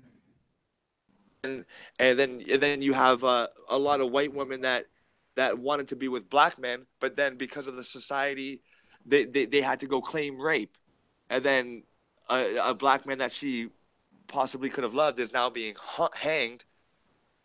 You know what I'm saying? So this dynamic over here, it's not like it's any different dynamic. If you go to the east, they're fighting the same shit. You know, they're separated by classes as well. In India, they're separated by classes. The top money making Indians, you wouldn't even think are Indian. You'd think that they were Caucasian or Arab or something. So this is happening all over this plane, and so this is why this show is so important. Yeah, and I think one thing people forget to mention is when we talk about race, what about foster homes? Giving up kids for adoption and stuff. Like where does that come from? Like, why would someone think about it? Like, people who are ashamed, you know, or having a mixed breed child, you know what I'm saying? A lot of those kids, that's where they end up, in the foster homes. You know what I mean? And that's been going on for a long time. You know, so and then you got we really don't know. White foster mothers who have a whole heap of black and Chinese kids that they're looking after. You know what I mean? Facts. Yeah. Yep. And it's like, it goes back to nature. Like, okay, so if she was genetically supposed to hate these, you know, Chinese and black kids, what was it about her? What was it that inside of her that made her say, you know what, I should do this? The factor wasn't the money, because no amount of money would to take care of a bunch of kids, even a bunch of white kids, because it doesn't matter. It's the same work. They're all going to shit the same. They're all going to piss the same. They're all going to cry at night, probably at the same time. You got to teach them how. You know what I mean? No, I'm saying like, no, I mean like, if that person, like the white woman that takes care of, you know, all of these, you know, these kids who are a different color or a different race or culture or whatever, like, how was it that she was able to do that? It had to be love, because even if she was to take care of a bunch of white kids, it's still it's like hard fucking work. Like, I wouldn't do it. That's a lot. Like, it's a lot. Like, you know what I'm saying? Like, to take care of a bunch of kids, you got to be a strong person. You know what I'm saying? Like, you can't just ask like that for money. You know what I'm saying? I wouldn't make that my job, because for me, it would just be like, you know, like it's a lot of work, man. You know what I mean? So you think about that woman who takes care of all these, you know, kids who don't have, you know, mothers and fathers and stuff. You know what I mean? Like, she's filling that void. That void is the love that they're missing. You know what I mean? And she's providing, which is more valuable than any amount of money. You know? And people forget about those type of things, these type of stories that happen, and they just want to sit there and shit on the white person all day, every day. Like the channel that brother was showing earlier about I forget what the hell was it. What was the channel that you were showing? Yeah, I forget. Earlier, or pre something technologies, prehistoric technologies, something like that. It was a white dude on there, you know, sitting there showing everybody, you know what I mean? He's not just sending out, you know, specific people invites to his YouTube channel to learn how to survive, you know, he's teaching everybody, you know what I mean? So we got to understand that, like, these people that call themselves, you know, for the people or whatever, or you know, truthers, and they want to sit there and they exploit the white person for all that shit, but then again forget about the history of Malcolm X and exploiting Elijah Muhammad and the Nation of Islam. And then how can you, like, how do you go backwards? Like, how do you go backwards in this shit? If the nigga, like, you know what I'm saying, he died because he found out some real stuff, how do you go backwards within history if history is moving forward? You know, it doesn't make any sense at all. Like, it baffles me. You know what I mean? That they can gain all these followers who could claim to do research and claim to do real scholarship, but then at the same time, they learn about Malcolm X and the Nation of Islam and Elijah Muhammad, but then they want to sit there and and still follow these people who are claiming to be for Africa. They don't even live in Africa, and they still pay taxes to the government. Young Pharaoh is literally talking about putting people's different black businesses into like a store of his, a storefront. He says he already bought it. So like if you have a product, right, and you're a black man and you want to put it inside of a store, guess what? You could do that, but then the taxes that he's going to be paying is going to go straight to that white person that he's sitting there bashing every day. So it doesn't make any sense. You know, this whole thing is just like, it's just like a cycle. It's just stupid. Like I don't understand how it's working. I really don't understand how it's working. It's crazy. It's almost psychotic. Yeah, but those bot views, you know what I'm saying? Could they be bots? Could they not be as famous as they are? You know what I'm saying? Or as they seem to be? And those are really, you're more famous than they are. No, I mean, like, seriously though, like, why would they have to saturate the internet with all their content and shit? You know what I'm saying? This nigga's going hard making videos and shit. Because it'll distract you. Yeah, it's sad, man. Like, I'm just so happy that we got this platform because, man, it brings a grander perspective onto everything. You know what I mean? Like, people that have you know, people who can appreciate this channel, the people who have near-death experiences and who are not materialistic, the people that want to just figure this shit out, you know what I'm saying, and just don't have no care in the world but truth, you know? That's right. And you know, it's interesting, when I started Black Lotus Civilization, you know, everybody loved it when I yelled Africa this, Africa that, and interviewed a bunch of Africans. But when they found out that I talked to Large Scranton on a regular, and Large Scranton was a part of Black Lotus Civilization, man, they called me agent, sellout, and every name in the book. But then I'm like, wait a minute, what about, I got a Newer right here. I got a Babalabo right here. I got Omo Shongo from the Cameroon right here. I got Prince Zoza Shongwe from South Africa here. Like, I got all these people here for y'all. Y'all gonna do that? But then when I show Uncle Dookie from Australia, nobody wants to listen. Nobody wants to watch it.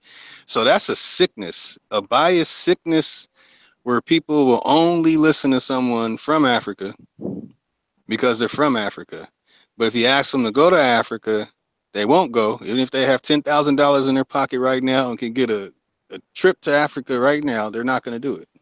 They talk about Egypt, but they're not going to go with Anthony Broder like I am in August to go work on a dig site. You know, my elder, he worked on 2 dig sites in Egypt, Karakamoon and the one before that with Anthony Broder. They're not you going really over there with T Broder? I'll be there in August. You know, Omo Shongo's gonna come up from South Africa, and Terry Sanders, Baba Patai will be there with me. So you know his daughter as well, huh? Nah, I don't know Anthony Broder that well. My elder, he knows him much. He'll give you all the insight on that. But yeah, they're not really about that, because they're following Ashra Kwesi instead. Ashra Kwesi will come and give you the Sufism stuff, which is just British Mason, you know, British Masonic stuff.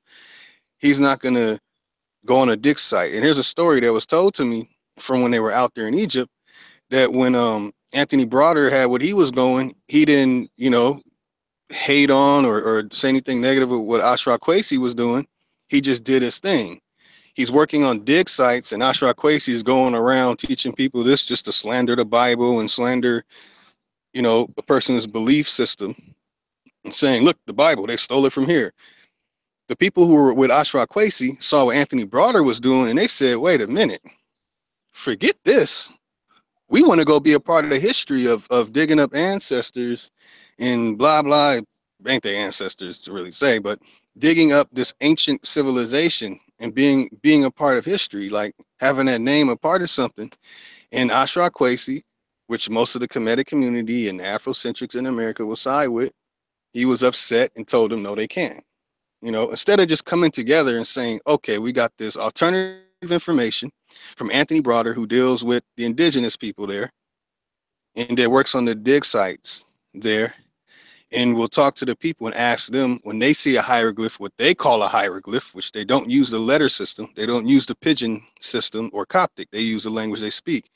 You know, they don't want to deal with them because it's gonna have a conflict in the mind. See, me, I will learn both.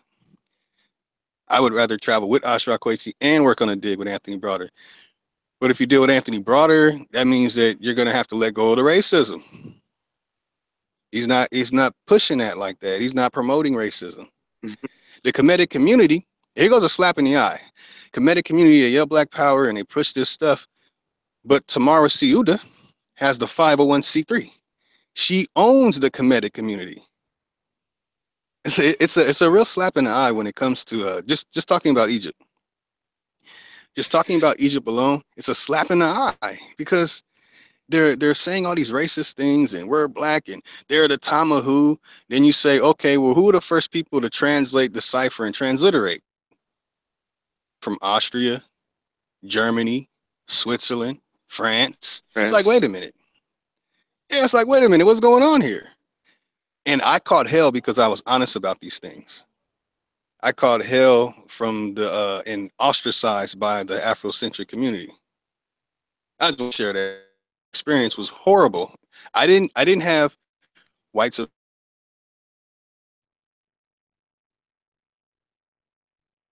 like horrible mixed feeling when it comes to the Afrocentric Kemetic community in America and United Kingdom and in Europe. It's not much in Europe because they let go a lot of the racist rhetoric and the victimization thing.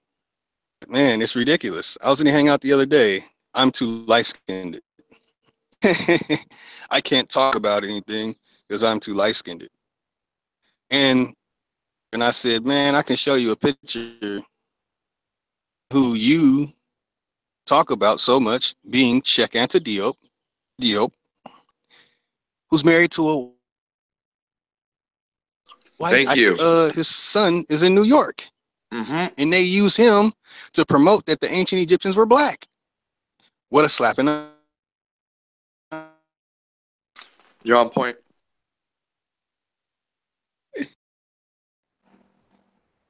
You're on point because when you said that about who owns the Kemetic community, and then you look at these Kemetic priests like Jabari saying he's a Kemetic priest and marrying people. Well, wow, that's gonna hurt when those people wake up and realize that the whole thing is a sham.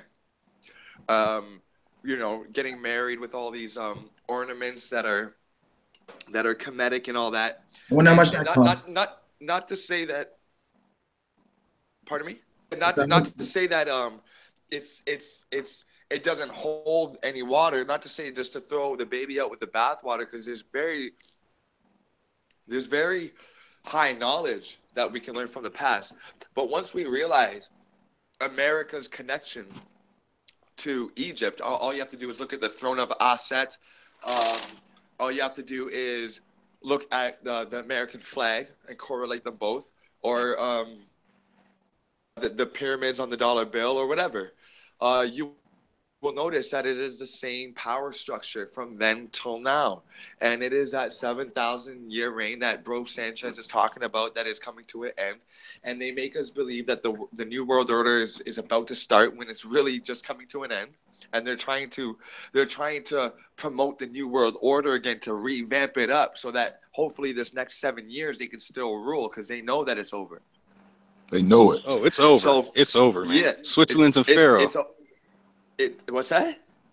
Oh, the pharaohs of Switzerland. Oh, masterpiece, man. Look into the pharaohs of Switzerland. Oh, man. That's one of Bonacci's sources. It's over. I shared those videos. Yeah, it's over. They're trying hard, man. It's done. That's what Donald Trump is all about, man. That's what this chaos was going to be about. Okay, I'm gonna look into the pharaohs of Switzerland. But for right now, for me in the audience, can you give us a little 1-2? Oh, the pharaohs of Switzerland. Yeah, he shows the ruling class. I wish I could show it to you, but he's showing you, how Switzerland, the people that are like running a lot of institutions and a lot of things that's going on pertaining to like the Federal Reserve or monetary system and things like that. But he went deeper and started showing the different, when the Templars, moved into Switzerland and all the images, all they decorated Switzerland with nothing but Egyptian stuff. And they call themselves, the pharaohs of Switzerland. Like they have a certain titles where they call themselves that. They go into the system in Switzerland and they receive their Kemetic names. They even have different skulls, don't they? That's right. That's right. The brachius. It's a long word for it. Yeah, they have different skulls than everybody. It's a lot of Europeans with that skull because that's who they're bred with. Yeah, I'm trying to make a long story short, like you're saying, the 1-2s on it. They explained the bloodline rituals, how they're trying to keep the Egyptian bloodline going and keep the ruling class going and keeping everybody as their subjects and servants. And they're holding on heavy to it. And it's going on today. And they run a lot of things that is against what we talk about. Like they run the project in Antarctica. Everything going on in Antarctica since 1916. Yeah, 1916. They've been running it, and they work with Russia and another country. I read it the other day on the bill. Wow. So, yeah, they really got their foot on the neck of a lot of information, and they won't let us get to it. But they can't stop it anymore. The time is up. Right. Like, what's the point of gatekeepers, you know? Yeah. Okay. Because that makes a lot of sense, and I'm still gonna go into that deep. I'm gonna look into that, but that makes a lot of sense because what I think people fail to realize, I think that they actually think Russia is wanting to start a war with America, or like China is really against them. Like, I think they really believe in these countries, you know, but these borders were only set up to separate the one. And when we look at like things like slavery or the slave trade or whatever, because we have people that say, okay, well, they had servants that were respectable jobs in Egypt and in the old world. And then they say that the word slave comes from Slav, which was a Slavian. So it started off with white people, another more feel-good stuff. But then what we really have to really look at, what's underlying all of that, is the fact that most of these things were happening just in order to separate and make a race. You know, when you have a country or a nation of just a whole bunch of different types of complexities, from dark to light, just getting along, just doing whatever they're doing, and then you come in there and say, okay, I'm going to separate the lights from the darks and let them only be allowed to breed with each other in this climate, and let these people only allowed to breed with each other in this climate. Well, now you're making a race where one never existed. So I'm looking behind the deception, and people are saying, oh, you know, they took the blacks here. No, there was no blacks. There was no whites. There was no browns. It was we were all here occupying everywhere. And they came in and divided us to make those divisions more significant. Do you know what I'm saying? Right. Right. Like they took the one half of the society and they made them live one way, and then the other half to make them live the other way. And then centuries later, they're like, oh, well, those people live those ways, and they're not my brethren, and we don't come from them. And then the same with the others. So you've just now started an organic form of mistrust and racism and labeling that was never there before. So the powerful thing about what we're doing, and the bill that Bro Sanchez and all that, and Dreads from You've Been Exposed, is that we are calling out this whole race deception and letting everybody out there know that, yo, these races were created and distinguished for us to be separate, and we can no longer do that if we want to move forward. In other words, don't fertilize us. Yeah, they're trying to make us a GMO. They're trying to GMO the human. Yeah, we don't want no fertilizer. We're trying to take the fertilization off of the people. The fertilize off the people. That's right. Because if we're natural people, and we used to anyway, like natural things, we know the trees and the sleeping outside and the cold water. If now we're eating unnatural foods, we're only gonna want to be affiliated with, or we're gonna only have an affinity with the unnatural, like iPhones with grassy hill backgrounds. You know what I mean? That's right. We put grass fields on our desktop computers. Damn, that goes back to what that young man said earlier. That was in Louisiana. When I said about those seeds, and he said he knows somebody. Who was that? It was me. I know a guy out here where I'm at. You know, he does hydroponics, water filtration. He's solar. He makes his own. He buys the solar panels and he puts them together himself. He has a what you call it, a 3D printer. You know, he's trying to scale it up himself so he can print more things as far as practical tools and things to use whenever all this go to shit. So I'm trying to build with him as we speak, and he already informed me. It sounds like he needs some help. Yeah, basically he's by himself. He does it with his wife, you know, and he fell on a lot of negativity when it comes down to his surroundings. So he had moved from where he used to stay, and he have a lot of trust issues with people because he had a lot of negative experiences. But like you said, it does sound like he needs help. I need help because he's showing me how to do all these things, you know, myself, you know, and reach one and teach one. We all is going to take this information and spread it. Solar panel is something that we all could use if these lights get cut off. And it's crazy because, you know, when I was working for DirecTV, like Brother Sanchez said, can I get a hallelujah? And I ain't even no Christian. I ain't even Christian.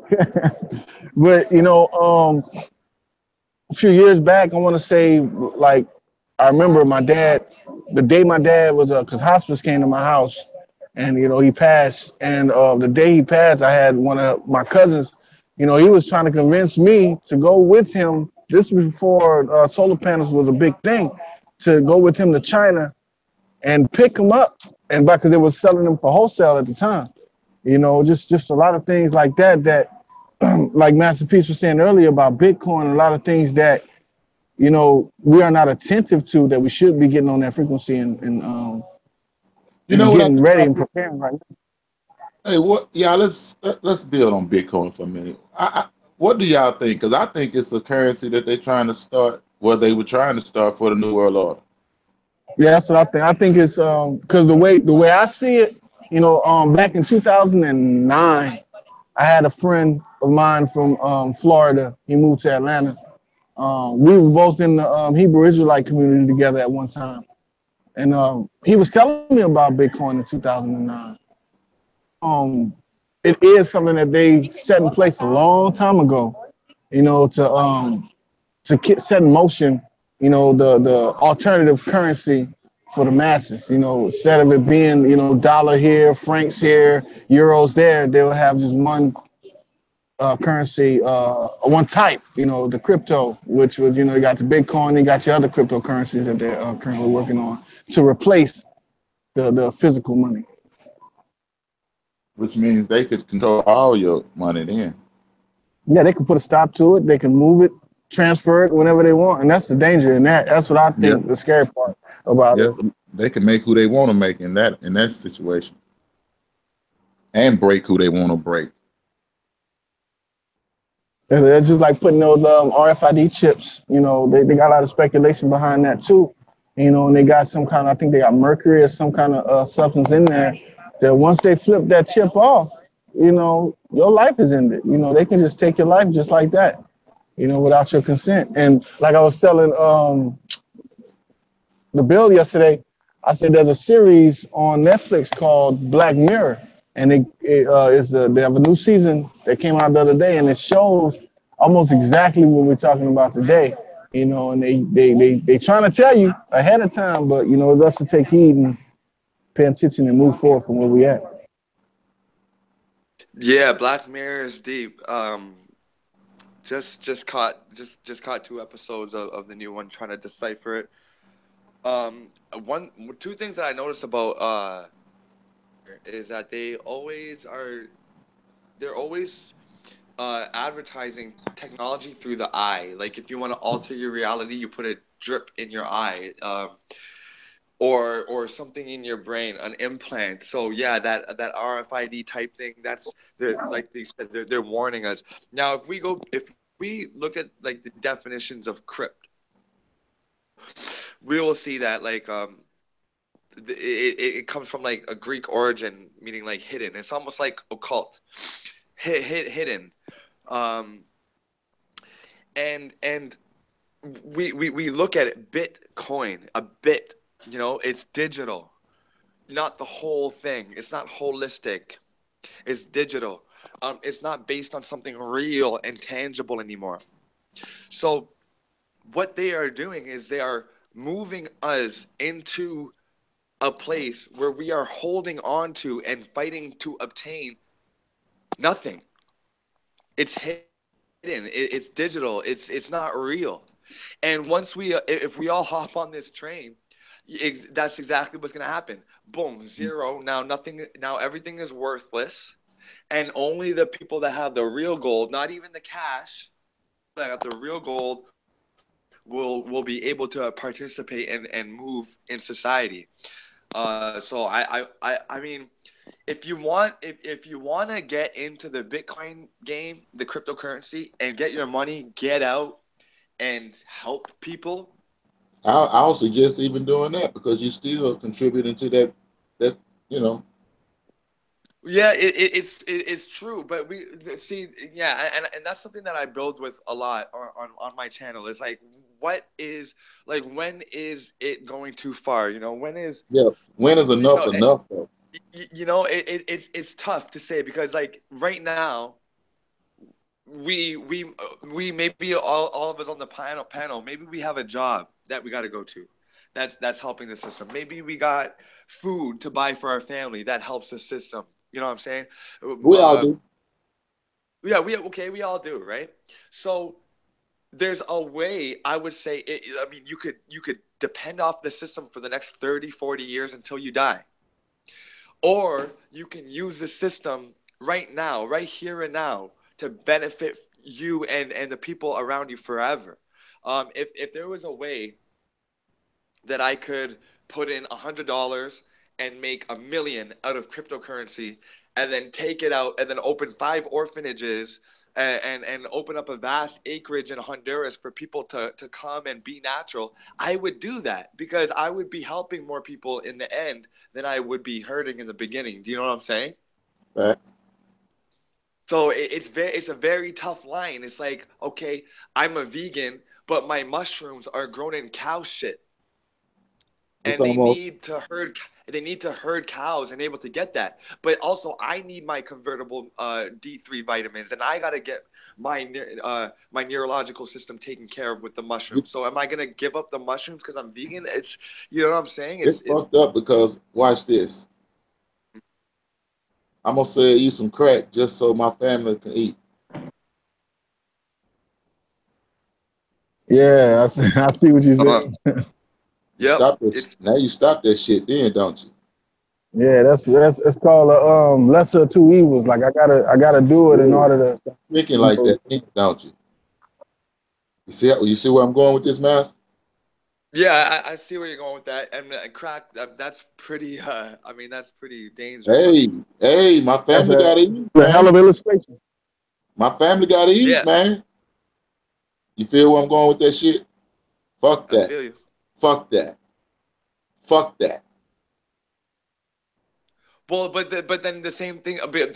That's a really extreme example. No, I only said that because it's an extreme thing to put me up under fucking slavery. Yeah, and it's, well, we have jobs today. Like, I don't know what you have to do for money. I don't know what anybody has to do for money. But we all gotta, pay property taxes, land. No, you're right. You're right. So it's like, when do we when do we set the line? Where is the line drawn? I don't believe that there is a line. I think it's so blurred. They're so integrated with us that the intention behind it is really what stands out. I mean, I'm not gonna intentionally give a bad substance to somebody that I know could make them die or rot their face out, and in order just to get by. I know that was an extreme example, but at the same time, if there was a way that I could invest $1,000 into a pot company that's selling medical marijuana and make a lot of money in order to help a lot of people. You're talking positive, man. You're talking positive. I don't fuck with that Bitcoin, man. It's something about that bullshit. Yeah, that Bitcoin thing it's scary, and it's new. It's too new to trust. And one person owns it. Did you guys know that? Yeah. Flat Earth Unity was talking about this the other day. He was saying that it's gonna crash this year in 2008. And I'm gonna show you. I'm gonna show you something else. Amazing. As big as that is, right? How can one person own that when we both know once shit hit the fucking stop, ain't no fucking one owner. Yeah. I don't know why they say that. They say the man who owns Bitcoin is not doing this. He's not doing that. I keep on hearing about this. He's the front man. Obviously, it's like a think tank, like Mark Zuckerberg. He's not the creator of Facebook. No, we just debunked some shit though. He's a poster boy. That's right. We just. He's the guy that got to speak when they get into trouble, and then he's the blame. Which means we just debunked that shit. It ain't no one motherfucking on. Exactly. No. So, I mean, an entity of people could just reset that money, and and then who knows? Pandemonium could break out. A whole war could break out off of that. People losing all their money. Hell yeah. Another way to crash some banks. Yeah. But with the medical marijuana market, hey. It's all GMO, but I'd rather be that goddamn GM. I mean, that one, you know what I'm saying? Mm-hmm. You gonna do something, I'd rather you do that. Yeah, because you know what? Yeah, that's what I am doing. I'm too afraid of the crypto. I don't understand it. But with the medical marijuana, see, it's crazy because it's like, okay, has anybody heard about the Gerson therapy?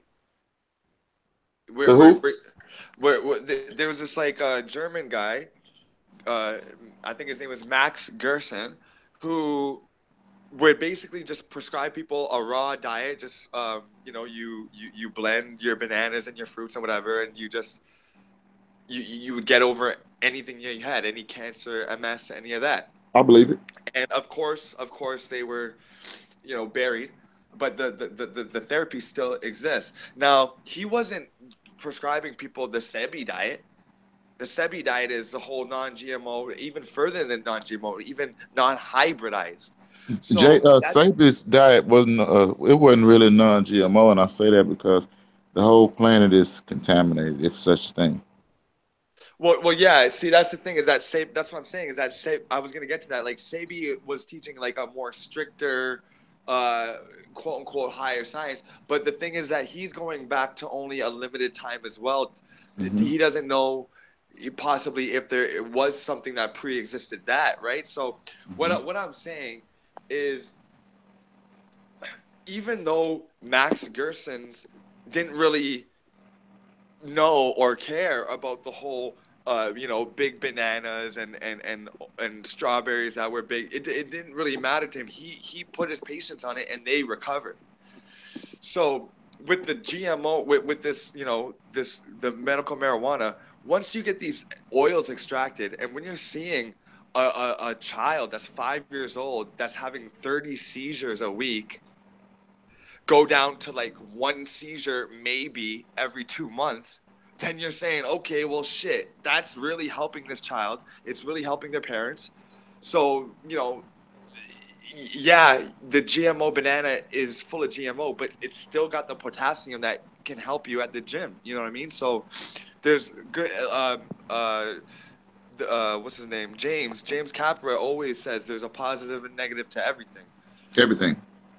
Yeah. So, I mean, if you guys want to invest and stack your money up, yeah, a good I guess a good way, a lesser evil way is, you know, medical marijuana or whatever, or recreational marijuana. Canada is about to fully legalize marijuana recreationally and medically in July.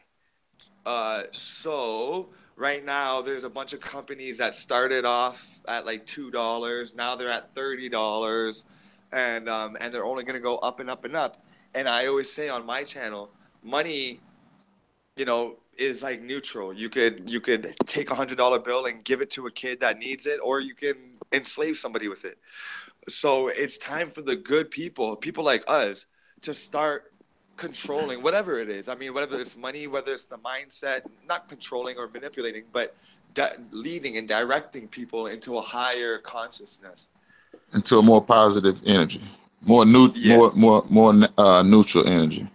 Yeah, because it can't be positive or negative. It has to be neutral. It's got to be balanced. The gray. Jean Grey. I like that, man. The purple. The perps. That's right. The purple, the red and the blue, the purple. Man. All right, guys, I gotta do some stuff around here, man. So much love to y'all. I'm gonna try to put my daughter down one more time. It's like 3 hours past her nap time. Shit. I was gonna say, she's still out of school. Yeah. Hope her mommy doesn't find out, you know.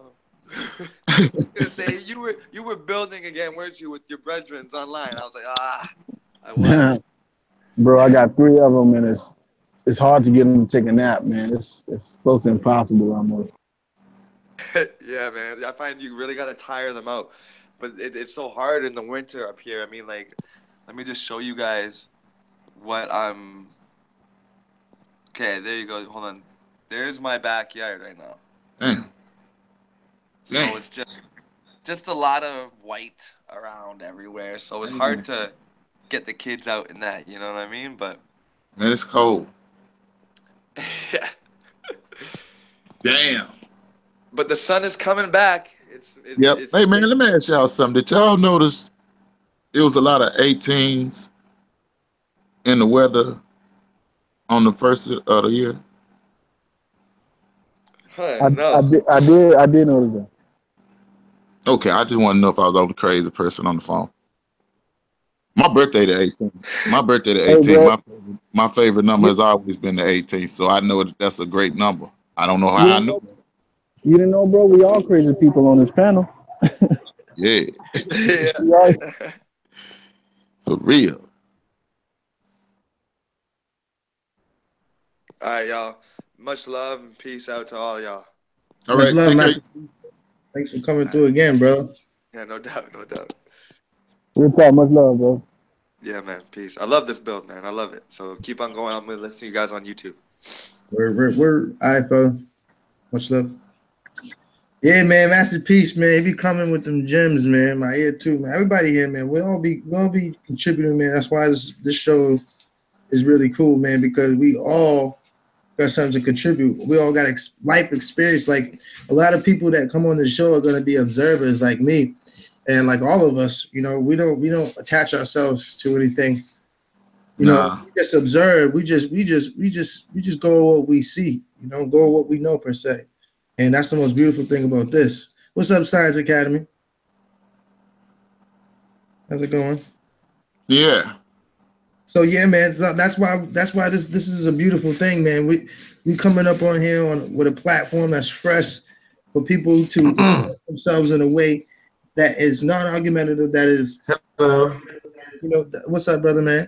That is open and willing to see their opinion and their view, their perspective. You know what I mean? That's what this is all about, and that's what the elite was about, man. Building, man. They planning and we got to plan. We got to try to understand, man. Like, going forth, how do we, you know, put our message out there? And one thing Jerome was saying, we're all creative, man. You know, Masterpiece, he's creative. My is creative. You know, you're creative, David. Jared's creative, man. You know, we all got creativity to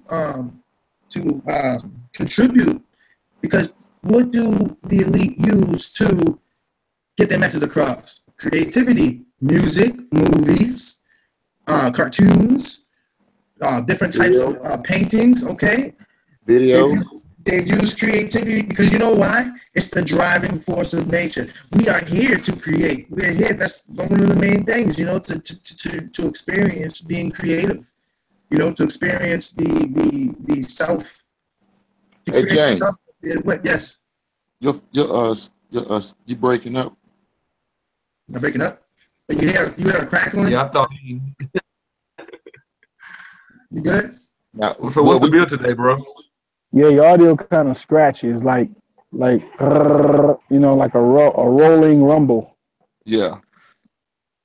Okay. It wasn't like that at first. Sorry. Yeah, no, you might be hearing Elena's little playbook. But I mean, how's it sound now? So what's the bill? It's still the same way. Maybe you want to leave and come right back. Yeah, Bill, you know what I mean? Bill, glad to Bill. What's up, Science Man? How you doing? I'm good. Yourself? I'm pretty good, man. Feeling really good after last night, man. I don't want to talk too much about drama on the bill because that's not what we're about. But you know, I'm glad that. Oh, definitely. Shoot, I brought my chat over with you. I'm streaming as well. Where I want to talk. We'll talk about it in a more positive light, you know, because we do need to talk about it. And Sean mentioned something earlier about loyalty. Now, loyalty is everything, and it's right. You know what I'm saying? Like, what happened last night just showed. I'm thinking it was like a battlefield, man. And I'm so happy that things happened the way they did because we was able to expose not only the snipers but expose the act of what they're doing. You know what I'm saying? Like, hey, yo, Jay, hold on 1 second, bro. Try getting out of the call and coming back in because your voice is not. It's not clear. Yeah, my chat was saying the same thing. It said it's like it's clear, but it's rumbling. Whatever, Uber Flat Earth, I'll see you out there. But yeah, they said it is just come right back. A little. You can drop the call without actually ending the broadcast. Hang up the call and then come back. I'm gonna do it on here on my phone. What up?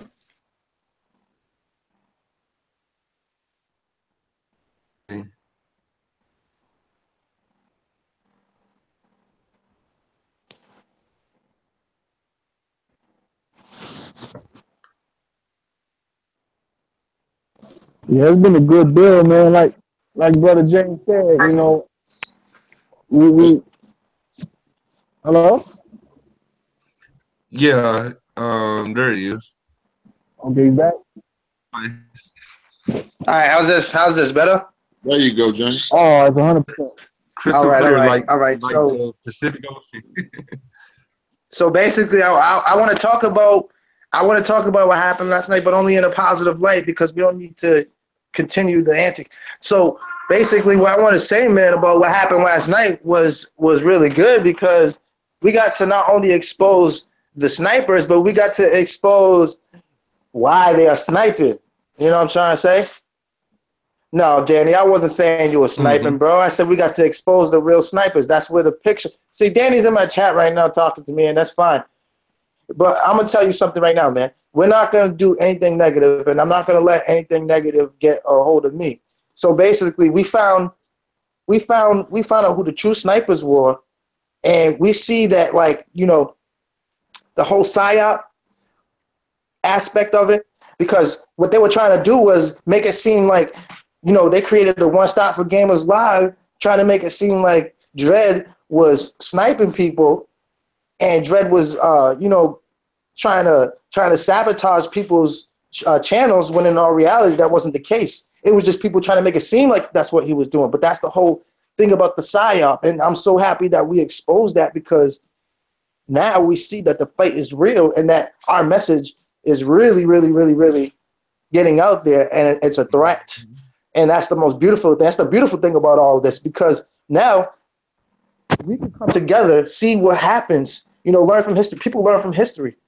You know, so now we learn from our mistakes. We could go move forward. We get to another situation like this. We know how to handle it.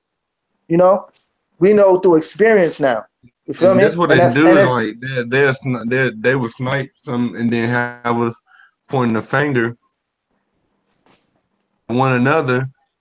They did the same thing with Dread and Dojo. Like Dojo's account and had their account attacking Dread, talking about his family, his children and stuff.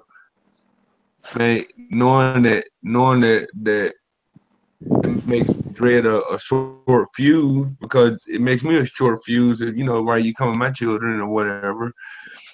And same people that created that tried to create that division and critiqued and made show of it, make it look like, oh, they beefing in between each other when they the ones that caused it. They the ones that cloned the accounts to cause that. They did it to create content on their show. Do you know what I'm saying? Yeah. Yeah, of course. And when they snipe us, it really pisses them off that we actually laugh at it. We laugh in their faces when it happens, and it pisses them off because first is like when they do it, they sit back and be patient. They sit back and be patient, be like, okay, I didn't plan it to see roots. Let me sit back and be patient and see how this plays out. Play out the way they expected to play out, right? And then they started sniping more. They started sending more people to the trolls, or let's lose our patience because they lose patience. Like last night, like I already knew it was gonna happen. I seen the same shit happen between Dread and Low Free. When they seen that and between Dread and Brother Sanchez or whatever, when they seen the little issue was happening or whatever, they felt the opportunity to come in and infiltrate or whatever. Keeping my cool the whole time. Keeping my cool the whole time while I'm blocking and banning them. What I'm getting mad for? Y'all already did it before. Yeah. Trying to take advantage of an opportunity of a disagreement between two brothers. Y'all need a new playbook, man. This shit is getting old. I know exactly what y'all are gonna do before y'all even do it, because y'all done did it too many times. Y'all are so predictable. Hey. But go ahead. I get the flow. Let's Go ahead.